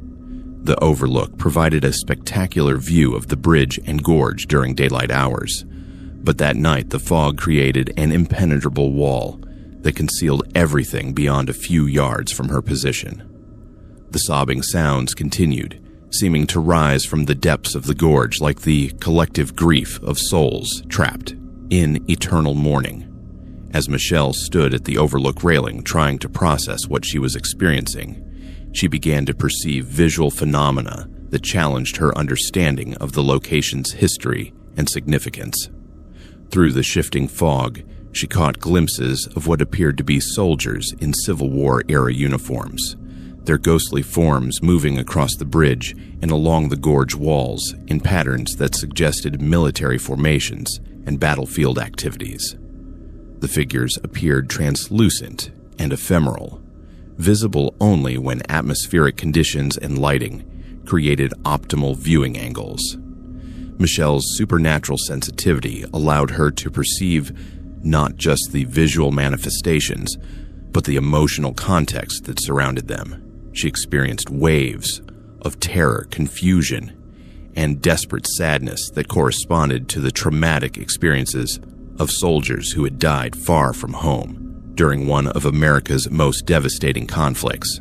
The emotions were not her own, but seemed to be transmitted from the ghostly figure she observed, creating a kind of empathic connection that allowed her to share their final moments of life and their eternal struggle to find peace. Her cell phone, which had been functioning normally throughout her journey, began displaying unusual readings when she tried to document her experience. The camera function captured images that appeared normal when viewed on the phone's screen, but contained anomalous details when examined more closely. In several photographs of the bridge and overlook area, Michelle could make out figures in period clothing that had not been visible to her naked eye when she took the pictures. The figures appeared to be soldiers, some standing at attention, others lying as if wounded or dead, creating a visual record of events that had occurred over 150 years earlier. Michelle's research into the area's history, conducted at a nearby truck stop with Wi-Fi access, revealed the tragic backstory that explained her supernatural encounter. The New River Gorge had been the site of significant Civil War military activity, with Union and Confederate forces fighting for control of the railroad lines and river crossings that were crucial to supply operations in the region. The battles had been particularly brutal, with thousands of soldiers dying and fighting that continued for months during 1862 and 1863. The most significant discovery came when Michelle learned about the Battle of New River Bridge, a lesser-known engagement that had resulted in massive casualties on both sides, as forces fought for control of a wooden railroad bridge that predated the modern interstate crossing. According to historical accounts, over 800 soldiers had died during the three-day battle, many of them falling into the gorge when the contested bridge collapsed under the weight of artillery bombardment and desperate infantry charges. The dead soldiers had been buried in hasty graves throughout the gorge area, many without proper identification or notification to their families. Local historians estimated that hundreds of Civil War casualties remained in unmarked graves scattered throughout the region, their sacrifice forgotten by official records, but remembered by the land itself. The emotional trauma of their deaths had apparently created a kind of psychic imprint on the location, allowing sensitive individuals like Michelle to perceive the continuing presence of soldiers who had never received proper burial or recognition for their sacrifice. Michelle returned to the bridge overlook with tobacco and wildflowers, traditional offerings that her Cherokee grandmother had taught her to use when honoring the spirits of the dead. Following protocols she had learned for showing respect to ancestral spirits, Michelle conducted a simple ceremony acknowledging the sacrifice of the Civil War soldiers and asking for their peaceful rest. As she completed the ritual, the sobbing sounds that had plagued her throughout the night began to subside, replaced by what sounded like distant voices expressing gratitude and relief. The emotional pressure that had threatened to overwhelm Michelle during her bridge crossing lifted completely, allowing her to experience the location's natural beauty without the overlay of supernatural grief that had made her initial encounter so traumatic. The fog began to clear, revealing the spectacular vista of the New River Gorge that made the bridge crossing one of the most scenic portions of Interstate 77. The ghostly figures she had observed earlier faded from view, though Michelle sensed their continued presence in the landscape around her. Michelle completed her delivery to Pittsburgh without further supernatural encounters, but her experience on the New River Gorge Bridge had profoundly affected her understanding of the historical weight carried by America's highways. She began researching other locations where major routes crossed sites of historical trauma, discovering a network of bridges, mountain passes, and river crossings where sensitive individuals reported encounters with spirits from America's violent past. Her therapy sessions with Dr. Hawthorne became part of a larger study into the psychological effects of supernatural encounters on professional drivers, contributing to research that would eventually lead to support programs for truckers who experienced phenomena that challenged conventional understanding of reality. Michelle's detailed documentation of her bridge encounter provided valuable data for researchers studying the intersection of historical trauma, geographic location, and individual psychic sensitivity. The New River Gorge Bridge became a pilgrimage site for Michelle, who returned annually to honor the Civil War soldiers whose presence she had encountered that foggy October night. She worked with local historians and Native American spiritual leaders to establish a memorial ceremony that acknowledged the sacrifice of all who had died in the gorge area, creating a ritual space where the living could pay respects to the dead and help ease their transition to peaceful rest. Other truckers began reporting similar experiences on the New River Gorge Bridge, particularly during foggy conditions when visibility was limited and atmospheric conditions created optimal circumstances for supernatural phenomena. The reports followed consistent patterns: overwhelming waves of emotion during bridge crossings, sounds of crying and period music, and visual manifestations of Civil War-era soldiers. The West Virginia Department of Transportation acknowledged receiving multiple reports of emotional disturbances on the bridge, but attributed the incidents to driver fatigue and the psychological effects of crossing such a dramatic structure in poor weather conditions. Michelle Thompson became an advocate for recognizing the spiritual dimensions of America's transportation infrastructure, speaking at trucking conferences and historical societies about the importance of acknowledging the traumatic events that had occurred along the routes that connected the nation.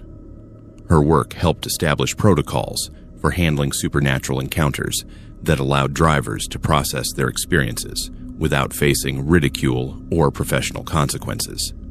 The Weeping Bridge of Interstate 77 continues to serve as a reminder that America's highways cross more than just geographic features. They traverse historical landscapes where the echoes of past trauma continue to resonate for those with the sensitivity to perceive them. Michelle's encounter with the Civil War dead demonstrated that some bridges carry not just vehicles, but the accumulated emotional weight of all who have suffered and died in their vicinity, creating crossing points where past and present intersect in ways that challenge conventional understanding of time, death, and memory. Today, the New River Gorge Bridge stands as both an engineering marvel and a spiritual monument to the soldiers who died fighting for control of the crossing point it now spans. Drivers who experience unusual emotions or phenomena while crossing the bridge are encouraged to pay their respects to the spirits who guard the gorge, understanding that some locations demand acknowledgement of their tragic history before allowing safe passage to the living. The bridge reminds all who cross it that America's highways are built upon foundations of sacrifice and suffering that deserve recognition and remembrance from those who benefit from the roads that connect our nation. The citation was issued by an officer who died in 1973. The court clerk in Ellis County, Kansas, stared at the traffic ticket that had been filed with the morning batch of citations, her computer screen displaying an impossibility that challenged everything she understood about law enforcement procedures.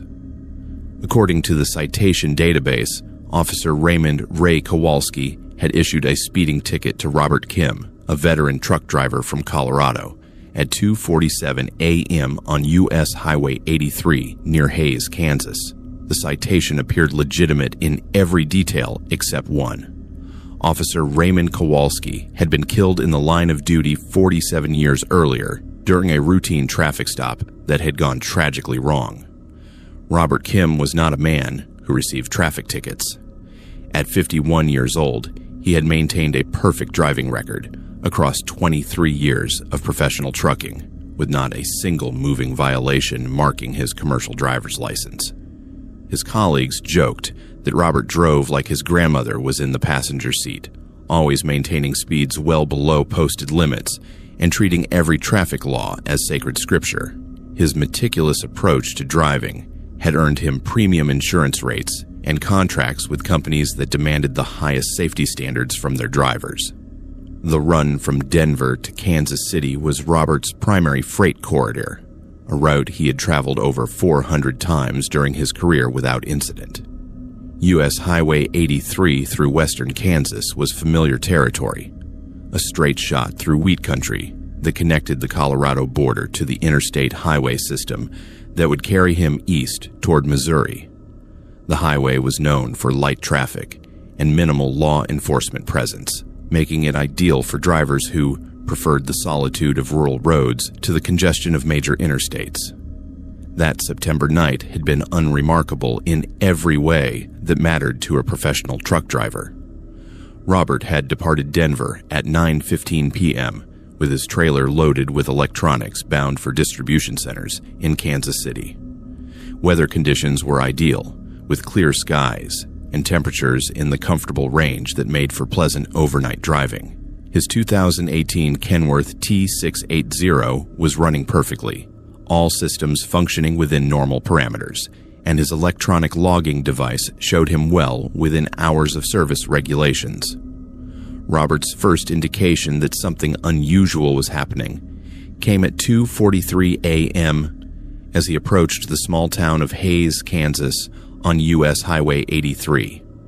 In his rearview mirrors, he saw the distinctive light pattern of a law enforcement vehicle approaching from behind, its red and blue emergency lights cutting through the darkness of the rural highway. The vehicle appeared to be a vintage police cruiser, its boxy profile and chrome details suggesting a design from the 1970s or early 1980s, decades older than the modern patrol cars typically used by contemporary law enforcement agencies. Robert immediately checked his speedometer, confirming that he was traveling at exactly 62 miles per hour in a posted 65 mile per hour zone. His cruise control had been set to maintain a conservative speed that provided ample safety margin below the legal limit, a habit that had served him well throughout his career. There was no reason for a traffic stop, no violation of any traffic law that would justify law enforcement intervention. Yet the vintage police car continued to close distance, its emergency lights clearly directing him to pull over. Following standard protocols for traffic stops, Robert activated his hazard lights and began looking for a safe location to bring his 18-ton vehicle to a controlled stop. The police car maintained position behind him, its emergency lights providing the only illumination on the dark highway outside the range of Robert's headlights. As Robert slowed his truck and moved to the shoulder of the highway, he noticed that the patrol car cast no shadow despite the powerful beam of his own taillights, an anomaly that he initially attributed to the angle of the lighting. The officer who approached Robert's truck defied every expectation, based on his decades of experience with law enforcement interactions. The man appeared to be in his 30s, wearing a police uniform that featured styling and equipment from an earlier era of American law enforcement. His badge was polished brass rather than the modern metals typically used by contemporary agencies, and his duty belt carried equipment that Robert recognized from old police shows and movies rather than the high-tech gear used by current officers. "Good evening, sir," the officer said, his voice carrying a slight accent that sounded like it came from an earlier generation of American speech patterns. "License, registration, and medical card, please." His demeanor was professional, but carried an old-fashioned formality that seemed out of place in the casual communication style typically used by modern law enforcement officers. Robert provided the requested documentation while studying the officer's appearance more closely. The man's uniform bore the name tag R. Kowalski and featured patches from the Ellis County Sheriff's Department, but the design and colors were different from the current departmental insignia Robert had observed during previous trips through the area. The officer's patrol car, visible in Robert's mirrors, appeared to be a 1973 Plymouth Fury, a model that had not been used by law enforcement agencies for decades. "Do you know why I stopped you tonight, sir?"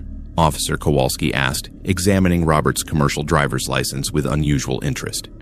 His flashlight appeared to use incandescent bulbs rather than the LED technology standard in modern police equipment, casting a warm yellow glow that contrasted sharply with the blue-white illumination Robert expected from contemporary law enforcement gear. "No, sir, I do not," Robert E. replied honestly.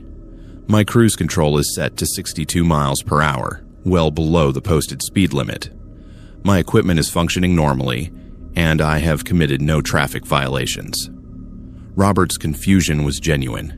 His electronic logging device and GPS systems confirmed that he had maintained legal speeds throughout his journey across Kansas. Officer Kowalski consulted a clipboard rather than the electronic citation devices used by modern law enforcement, writing information with a ballpoint pen that scratched against the carbon paper used for duplicate copies. "I clocked you at 74 miles per hour in a 65 mile per hour zone," he said, though Robert's speedometer and electronic systems showed no such speed violation. "That is 9 miles per hour over the posted limit." The citation process took nearly 15 minutes, with Officer Kowalski writing information by hand in careful script that resembled penmanship from an earlier era of American education. He explained the court procedures and fine schedules using terminology and legal references that seemed decades out of date, mentioning justice of the peace courts that had been replaced by modern municipal court systems years earlier. When he handed Robert the citation, the paper felt unusually thin and yellowed, like documents that had been stored for decades rather than fresh forms from a current citation book. "You need to be more careful out here, sir," Officer Kowalski said as he prepared to return to his patrol car. "There are others on this highway tonight, and not all of them are as fortunate as you are to receive just a warning about their speed. Some situations end much worse for everyone involved." His words carried a weight of personal experience that suggested he had witnessed traffic tragedies that had profoundly affected his approach to law enforcement. Robert watched in his mirrors as Officer Kowalski returned to his vintage patrol car, the vehicle's emergency lights continuing to flash as it prepared to depart the traffic stop location. But instead of pulling back onto the highway, the police car seemed to fade gradually from view, its lights becoming dimmer and more distant until they disappeared entirely into the darkness. Robert climbed down from his cab to look for the patrol car, but found no trace of the vehicle or officer who had just issued him a citation. Robert completed his delivery to Kansas City, but the memory of his encounter with Officer Kowalski remained vivid and troubling. The citation appeared legitimate in every detail, complete with case numbers, court dates, and fine amounts that corresponded to Kansas traffic law penalties. However, when Robert attempted to pay the fine online, the court system had no record of the citation number or his traffic stop. Phone calls to the Ellis County Court Clerk's office produced confusion and requests for additional information about the citing officer and the circumstances of the alleged violation. The investigation that followed Robert's report revealed the tragic backstory that explained his supernatural traffic stop. Officer Raymond Kowalski had been a 28-year veteran of the Ellis County Sheriff's Department, when he was killed during a routine traffic stop on U.S. Highway 83 in November 1973. According to newspaper archives, Officer Kowalski had been shot and killed by a drunk driver who had panicked during what should have been a simple citation for excessive speed. The killer had fled the scene but was apprehended 3 days later, eventually serving 25 years in prison for the murder. Officer Kowalski had been known throughout Ellis County for his fair but firm approach to traffic enforcement, particularly his focus on preventing the kind of high-speed accidents that claimed multiple lives each year on Kansas highways. His colleagues remembered him as a dedicated professional who genuinely believed that traffic citations could save lives by encouraging drivers to adopt safer behaviors. The location where he had been killed became an informal memorial site where fellow officers would leave flowers and flags on the anniversary of his death. The court records that Robert eventually accessed revealed that Officer Kowalski had issued over 3,000 traffic citations during his career, maintaining detailed records of every stop and consistently following up on court proceedings to ensure that violators faced appropriate consequences for their actions. His commitment to thorough documentation had made him legendary within the Ellis County legal system, with judges and prosecutors praising his attention to detail and professional testimony. Robert's experience was not unique. The Ellis County Sheriff's Department acknowledged receiving multiple reports over the years of traffic stops conducted by officers matching Officer Kowalski's description, always on U.S. Highway 83 near the location where he had been killed. The reports followed consistent patterns: vintage patrol cars with period-appropriate equipment, citations written on yellowed paper with obsolete case numbers, and warnings about dangerous driving conditions that often proved prophetic. Most significantly, drivers who reported encounters with Officer Kowalski's ghost consistently avoided serious accidents in the days and weeks following their supernatural traffic stops. Statistical analysis conducted by the Kansas Highway Patrol revealed that drivers who claimed to have been cited by the phantom officer had accident rates significantly lower than the general trucking population, suggesting that the ghostly encounters had lasting effects on driving behavior and safety awareness. The phenomenon extended beyond individual traffic stops to encompass broader patterns of highway safety in the area. U.S. Highway 83 near Hays, Kansas, experienced lower accident rates and fewer traffic fatalities than comparable stretches of rural highway throughout the state. Local law enforcement attributed the safety record to various factors, including improved road design and increased driver awareness. But veteran officers quietly acknowledged that Officer Kowalski's continuing presence might be providing protection for travelers on the highway, where he had given his life. Robert Kim never received another traffic citation during the remainder of his trucking career, but he never forgot the lesson taught by Officer Kowalski's ghost. The encounter had reinforced his commitment to safe driving practices and reminded him that law enforcement officers, living and dead, shared a common goal of protecting travelers on America's highways.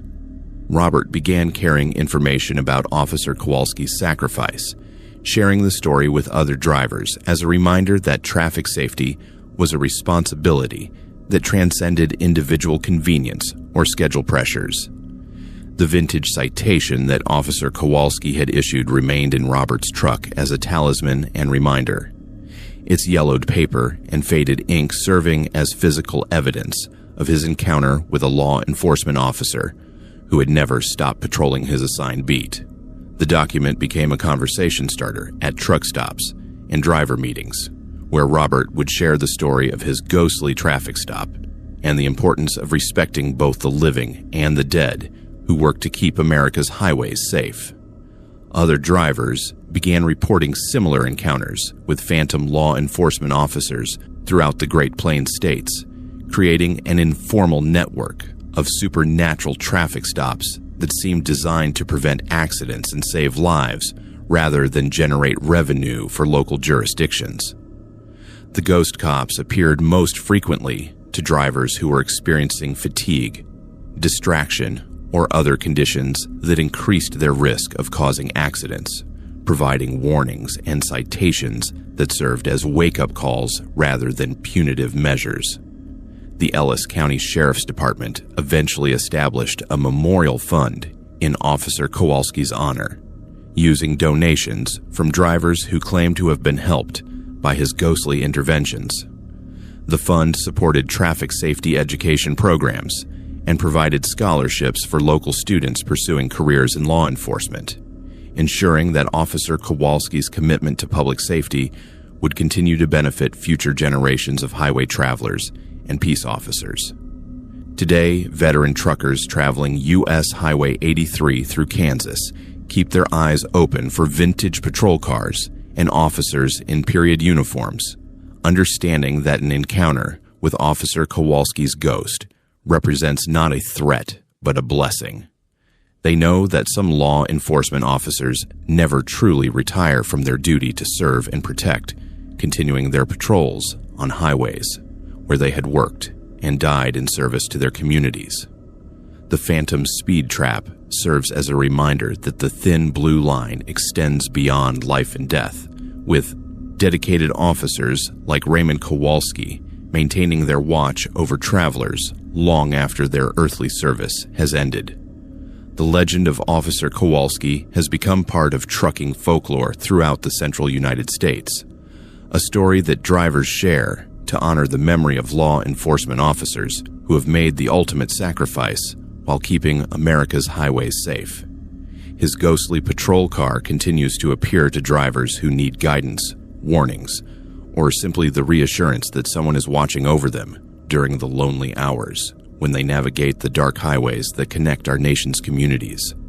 The Speed Trap Phantom reminds all who encounter him that traffic safety is a sacred trust between officers and citizens, a responsibility that some take so seriously that they continue to fulfill their duties even from beyond the grave. According to the math, his truck should have run out of fuel 200 miles ago. The fuel receipts scattered across Elena Kowalski's kitchen table told an impossible story that challenged everything she understood about diesel consumption, engine efficiency, and basic mathematics. Her husband's meticulously maintained fuel logs showed that his 2019 Volvo VNL had departed Fargo with exactly 187 gallons in its twin tanks, enough fuel for approximately 935 miles of highway travel at his documented consumption rate of 5 miles per gallon. Yet somehow, Stan Kowalski had completed a 1,200-mile run from Fargo to Seattle during a blizzard that should have increased fuel consumption by at least 20%, arriving with over 50 gallons still remaining in his tanks. Elena Kowalski had married into trucking 36 years earlier, when computer logging and electronic monitoring were science fiction concepts that most drivers dismissed as government overreach that would never be implemented in the real world. Over 3 decades of marriage to Stan, she had learned to read fuel receipts, maintenance records, and logbook entries with the precision of an accountant auditing corporate financial statements. Elena could calculate fuel consumption rates in her head, predict maintenance costs based on mileage patterns, and identify discrepancies in expense reports that even seasoned dispatchers missed during their reviews. Stan Kowalski represented the old school of professional trucking, a driver who had learned his craft during the era when CB radios were the primary communication tool and highway navigation required paper atlases and personal memory of routes that changed with construction seasons and weather patterns. At 59 years old, Stan had accumulated over 2 million miles of accident-free driving across 41 states, maintaining detailed paper records that supplemented the electronic systems mandated by federal regulations. His fuel consumption calculations were legendary among his peers for their accuracy, with Stan able to predict his fuel needs within 5 gallons over trips exceeding 2,000 miles. The December blizzard that struck the northern plains had been one of the worst winter storms in recent memory, with sustained winds over 50 miles per hour and snowfall rates exceeding 2 inches per hour across North Dakota and Minnesota. Interstate 94 from Fargo to the Montana border had been closed to commercial traffic twice during the storm, with authorities requiring tire chains and restricting speeds to 35 miles per hour when the highway was opened for brief periods between the worst squall lines. Stan had departed the Fargo terminal at 11:45 p.m. on December 18th, with his trailer loaded with agricultural equipment bound for Seattle. The weather forecast had been ominous but not prohibitive, predicting heavy snow and strong winds, but temperatures that would remain above the threshold for ice formation that made winter driving truly dangerous. Stan's pre-trip inspection had revealed no mechanical issues. His fuel tanks were completely topped off, and his truck's cold weather systems were functioning perfectly for the challenging conditions ahead. Elena's concern began when Stan failed to make his scheduled fuel stop in Bismarck, North Dakota, despite having called her at 2:30 a.m. to report that he was running slightly behind schedule due to reduced speeds, but was making steady progress westward. According to his fuel calculations, Stan should have needed to refuel by the time he reached Bismarck, having consumed approximately 90 gallons during the first 180 miles of his journey through increasingly severe weather conditions. Stan's next communication came 12 hours later from Billings, Montana, where he reported that he had successfully navigated the worst of the storm and was preparing to continue toward Seattle. What alarmed Elena was Stan's casual mention that his fuel gauges were reading 3/4 full, despite having driven over 400 miles through conditions that should have dramatically increased his diesel consumption. Elena immediately asked Stan to double-check his readings, suspecting that ice formation might have affected his gauge accuracy. "Elena, I have checked these gauges 5 times in the last hour." Stan's voice crackled through their cell phone connection. "I am showing 234 gallons in my tanks, which is impossible based on the distance I have traveled and the conditions I have been driving through. According to my calculations, I should be running on fumes right now, but my truck is acting like I just topped off at the fuel island." Elena began reviewing Stan's fuel records from previous winter runs, searching for patterns that might explain the anomalous readings. Stan had documented his fuel consumption meticulously for over 20 years, creating a database that allowed Elena to predict his needs based on route, weather conditions, load weight, and seasonal variations in diesel quality. The numbers from his current run defied every established pattern in his historical data. Stan's experience during the blizzard became even more mysterious as he continued to provide updates on his progress. Despite driving through whiteout conditions that forced him to maintain speeds well below his normal efficiency range, his fuel consumption appeared to be decreasing rather than increasing.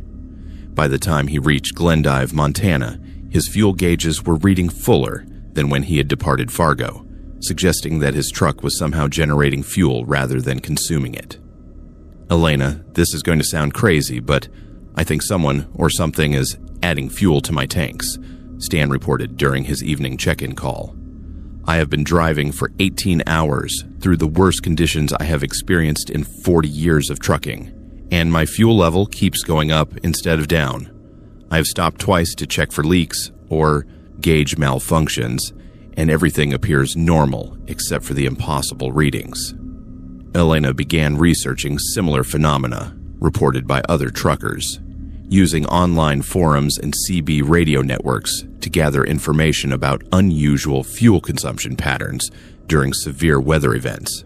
Her investigation revealed dozens of accounts from drivers who had experienced mysterious fuel gains during blizzards and other extreme weather conditions, particularly on routes that crossed areas where truckers had died in weather-related accidents. The pattern that emerged from Elena's research was both consistent and supernatural in its implications. Drivers consistently reported fuel gains rather than losses during the most dangerous portions of winter storms, often receiving just enough additional fuel to reach safety at truck stops or service areas. The phenomenon occurred most frequently On Interstate 94 between Fargo and Billings, a stretch of highway that had claimed the lives of numerous truckers over the decades who had run out of fuel during blizzards and died of exposure when their trucks became stranded in remote areas. Stan's fuel mystery deepened as he continued west through Montana toward the Idaho border. His truck's electronic monitoring systems confirmed that the diesel engine was operating normally, consuming fuel at expected rates based on engine load and environmental conditions. Yet his fuel level indicators continued to show gains that defied physical laws governing energy consumption and fuel storage capacity. "I have been checking my fuel tanks every 2 hours since this started," Stan explained during his next call to Elena. "There are no external fuel lines, no hidden tanks, no way for anyone to be adding diesel to my truck while I'm driving.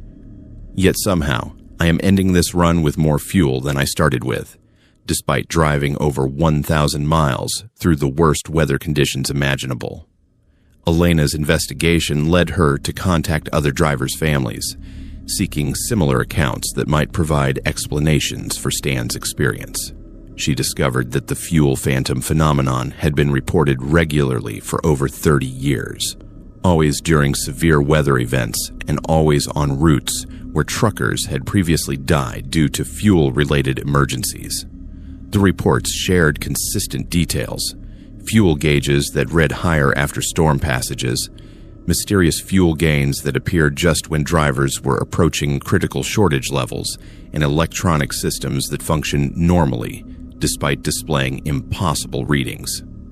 The most significant discovery came when Elena learned about Tommy Kowalski, a driver who had died during a 1987 blizzard on the same stretch of Interstate 94 where Stan had experienced his fuel gains.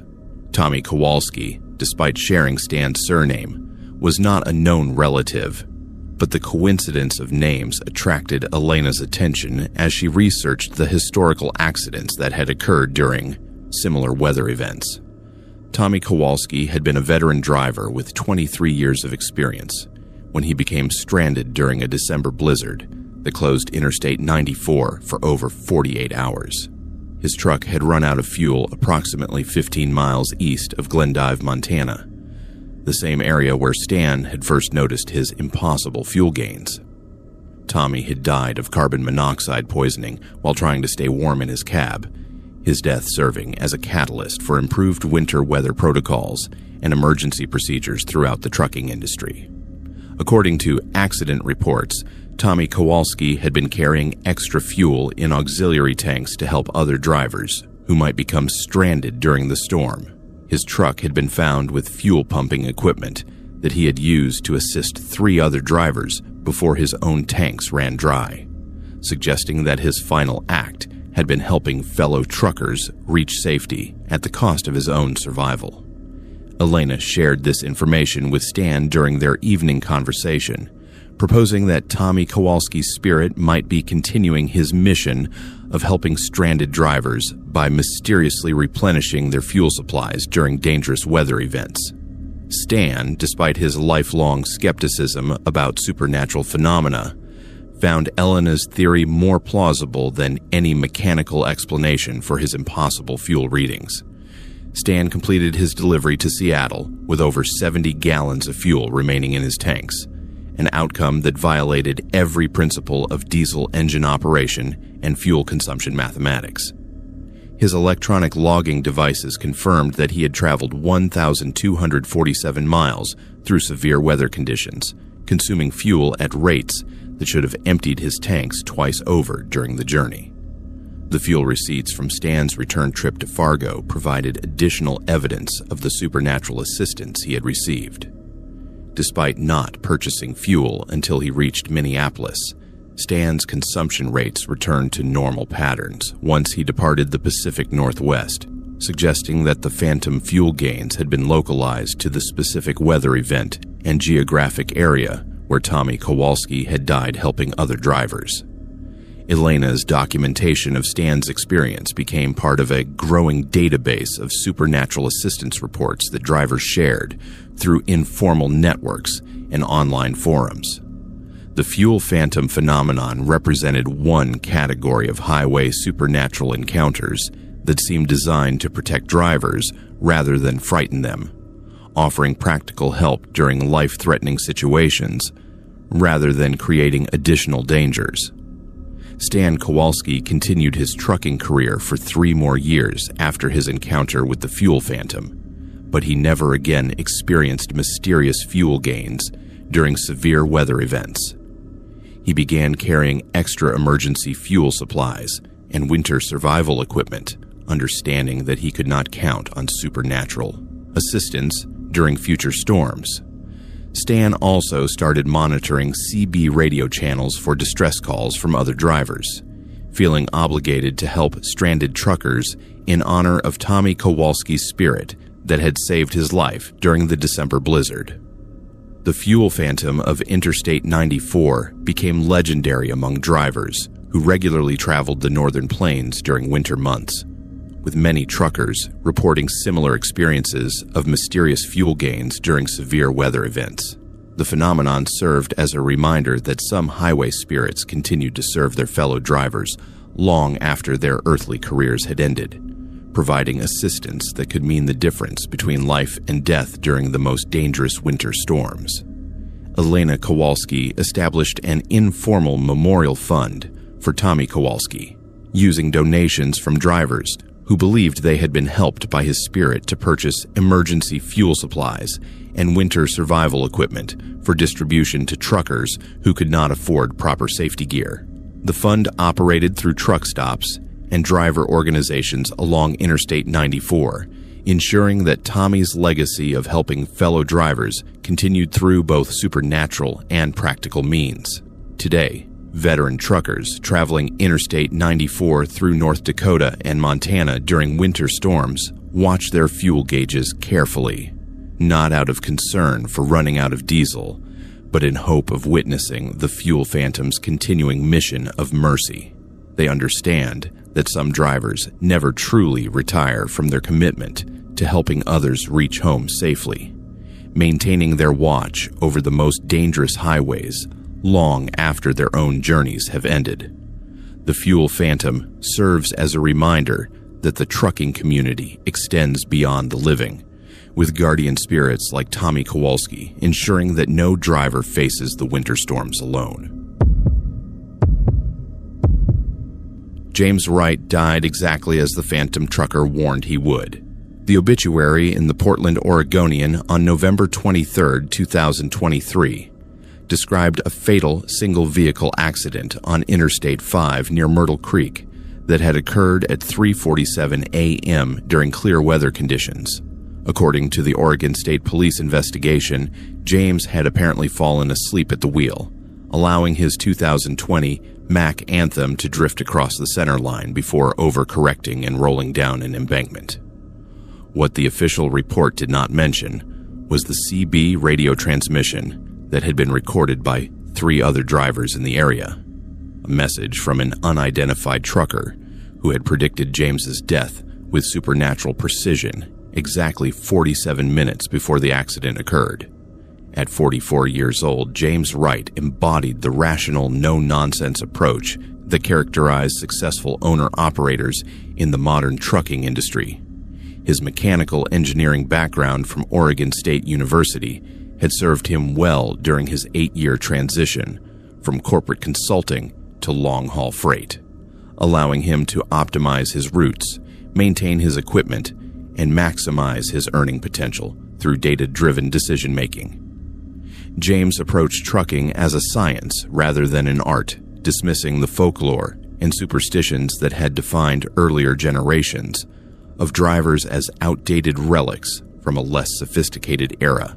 James had built his reputation on reliability and efficiency, maintaining delivery schedules that impressed even the most demanding customers, while keeping his operating costs well below industry averages.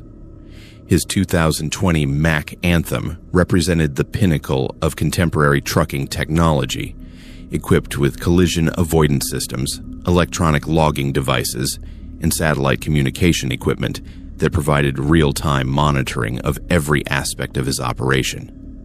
James trusted technology over intuition, believing that proper equipment and scientific methodology could eliminate the uncertainties and dangers that had plagued previous generations of truckers.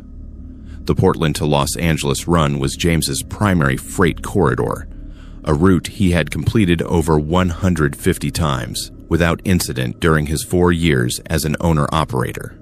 Interstate 5 through Oregon and Northern California was familiar territory, from the urban complexities of Portland's freight distribution networks to the mountain grades of the Siskiyou Pass and the long descent through California's Central Valley toward Los Angeles.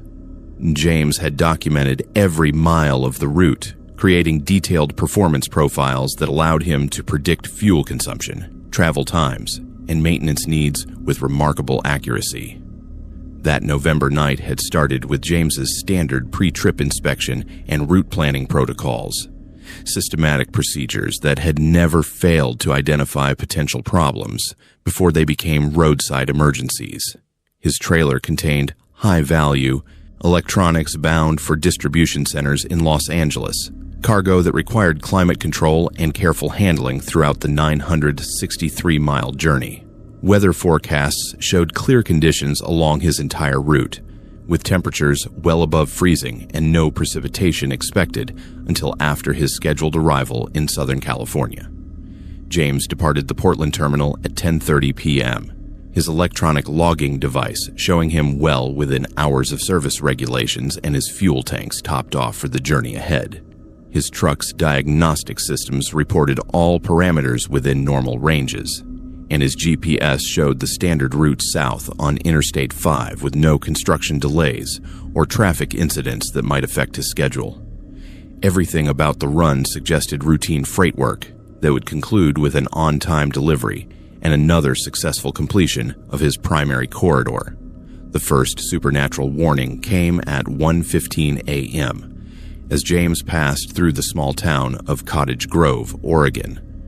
His CB radio, typically quiet during overnight hours on familiar routes, suddenly crackled to life with a transmission from an unidentified driver, whose voice carried an odd quality that seemed to echo from a great distance despite the clarity of the signal. Northbound Mac anthem with the reefer trailer. "This is Highway Angel on your back door. You need to pull over and get some rest, driver. You are not going to make it past Myrtle Creek tonight if you keep pushing like this." The transmission was directed specifically at James, referencing his exact truck model and trailer configuration, despite the fact that he had not been communicating with other drivers or identifying his equipment on the radio. James immediately checked his mirrors for other trucks that might be following him, but saw only empty highway stretching behind his trailer in the darkness. His CB radio showed strong signal strength, but no indication of nearby transmitters that could account for the clarity and specificity of the warning he had received. James responded to the transmission, hoping to identify the source of the mysterious advice. "Highway Angel, this is Mountain Runner southbound near Cottage Grove. I do not show any trucks in my area, and I am feeling alert and well rested. Can you provide your location and equipment description?" James's response produced only static, despite optimal atmospheric conditions for CB radio propagation and the powerful antenna system installed on his truck. The second warning came 30 minutes later, as James began the descent toward Roseburg through the mountainous terrain of Douglas County. This time, the phantom trucker's voice carried an urgency that had been absent from the earlier transmission, suggesting increasing concern about James's continued progress southward. "Mountain Runner, this is Highway Angel again. I am showing you weaving in your lane and making speed corrections that suggest microsleeps. You need to understand that if you do not stop for rest within the next hour, you will have a fatal accident at mile marker 108 near Myrtle Creek at approximately 3:47 a.m. This is not a guess, driver. This is what happens if you do not change course." The specificity of the prediction startled James, who immediately checked his truck's monitoring systems for any indication of erratic driving patterns. His electronic logging device showed steady speeds and consistent lane positioning, with no alerts for sudden corrections or attention lapses that might suggest drowsiness or distraction. James felt alert and focused, his caffeine intake carefully timed to maintain optimal alertness throughout the night shift. James had always been skeptical of supernatural claims, attributing ghost stories and phantom encounters to driver fatigue stress and the psychological effects of spending long hours alone in moving vehicles. His engineering background had taught him to seek rational explanations for unusual phenomena, and he initially dismissed the CB warnings as pranks from other drivers, using high-power radio equipment to broadcast from distant locations. Highway Angel, this is Mountain Runner requesting your actual location and business name for my logbook records. I do not appreciate predictions about accidents, and I am reporting this incident to appropriate authorities. James's response reflected his irritation with what he perceived as unprofessional conduct that violated the informal protocols governing CB radio communications among commercial drivers. The third and final warning came at 2:55 a.m. as James passed through Roseburg and began the approach to the Myrtle Creek area where the phantom trucker had predicted his death would occur. The voice on the CB radio now carried a tone of desperate urgency, as if the unseen driver understood that time was running out to prevent the tragedy he had foreseen. Mountain Runner, you have 52 minutes to save your own life. Pull over at the next truck stop and sleep for 4 hours. Call your wife Sarah and tell her you love her. Do not attempt to make your scheduled delivery time. The load is not worth your life, and your family needs you more than your customers need their freight on time. The mention of James's wife by name sent a chill through him that challenged his rational worldview. Sarah Wright was not involved in James's trucking business, and her name appeared nowhere in his commercial documentation or CB radio protocols. Only someone with access to his personal information could have known about Sarah. Yet the phantom trucker was providing details that should have been impossible for a stranger to possess. James reached for his cell phone to call Sarah, thinking that speaking with her might help him understand how the mysterious CB transmissions had obtained personal information about his family. But his phone showed no signal strength despite being in an area with excellent cellular coverage, and his satellite communication system reported service temporarily unavailable despite clear skies that should have provided optimal reception conditions. As James approached mile marker 108, the exact location where the phantom trucker had predicted his accident would occur, he began to experience the microsleeps and attention lapses that the mysterious voice had warned about. Despite his earlier alertness, James found his eyelids becoming heavy and his concentration wavering in ways that suggested the onset of dangerous fatigue. His truck began making small steering corrections that he did not consciously initiate, suggesting that he was indeed experiencing the impaired driving patterns that the Highway Angel had detected through supernatural means. At 3:42 a.m., 5 minutes before the predicted accident time, James made a crucial decision that would determine whether the phantom trucker's prophecy became reality. Despite his skepticism about supernatural warnings and his commitment to maintaining his delivery schedule, James pulled into the Myrtle Creek truck stop and brought his Mac anthem to a complete stop in the parking area. James climbed down from his cab and walked around his truck, trying to clear his head and assess his actual level of fatigue versus the artificial tiredness that seemed to be affecting him as he approached the predicted accident location.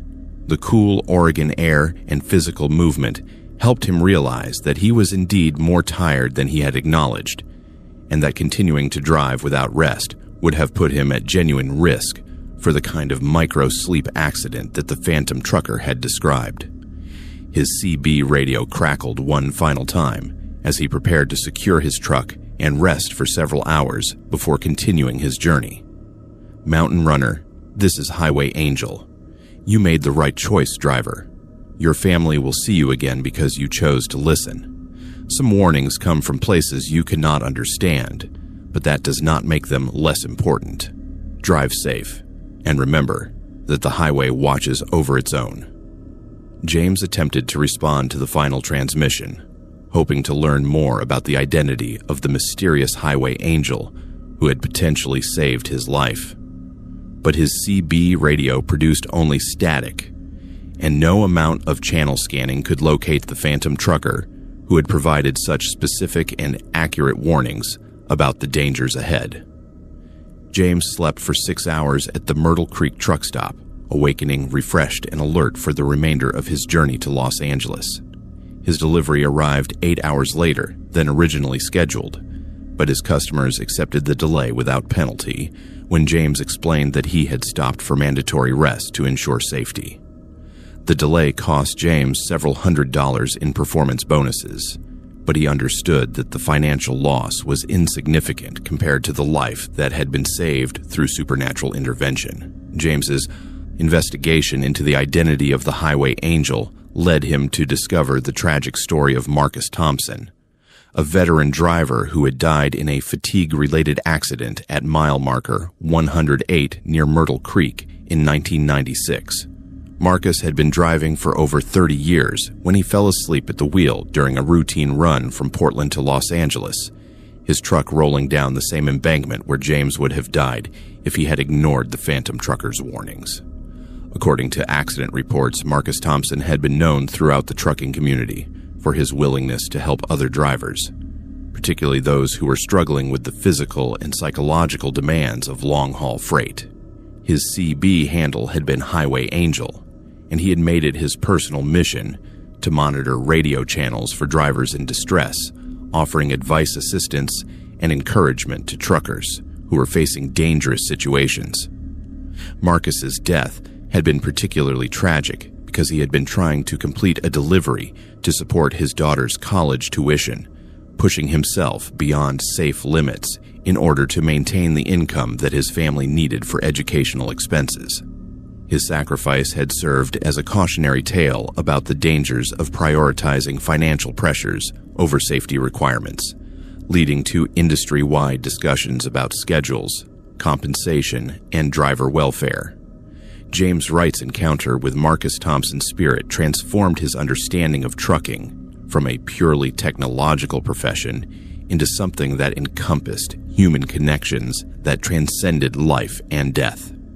He began monitoring CB channels more carefully during his runs, listening for other drivers who might be struggling with fatigue, stress, or dangerous driving conditions that could lead to accidents.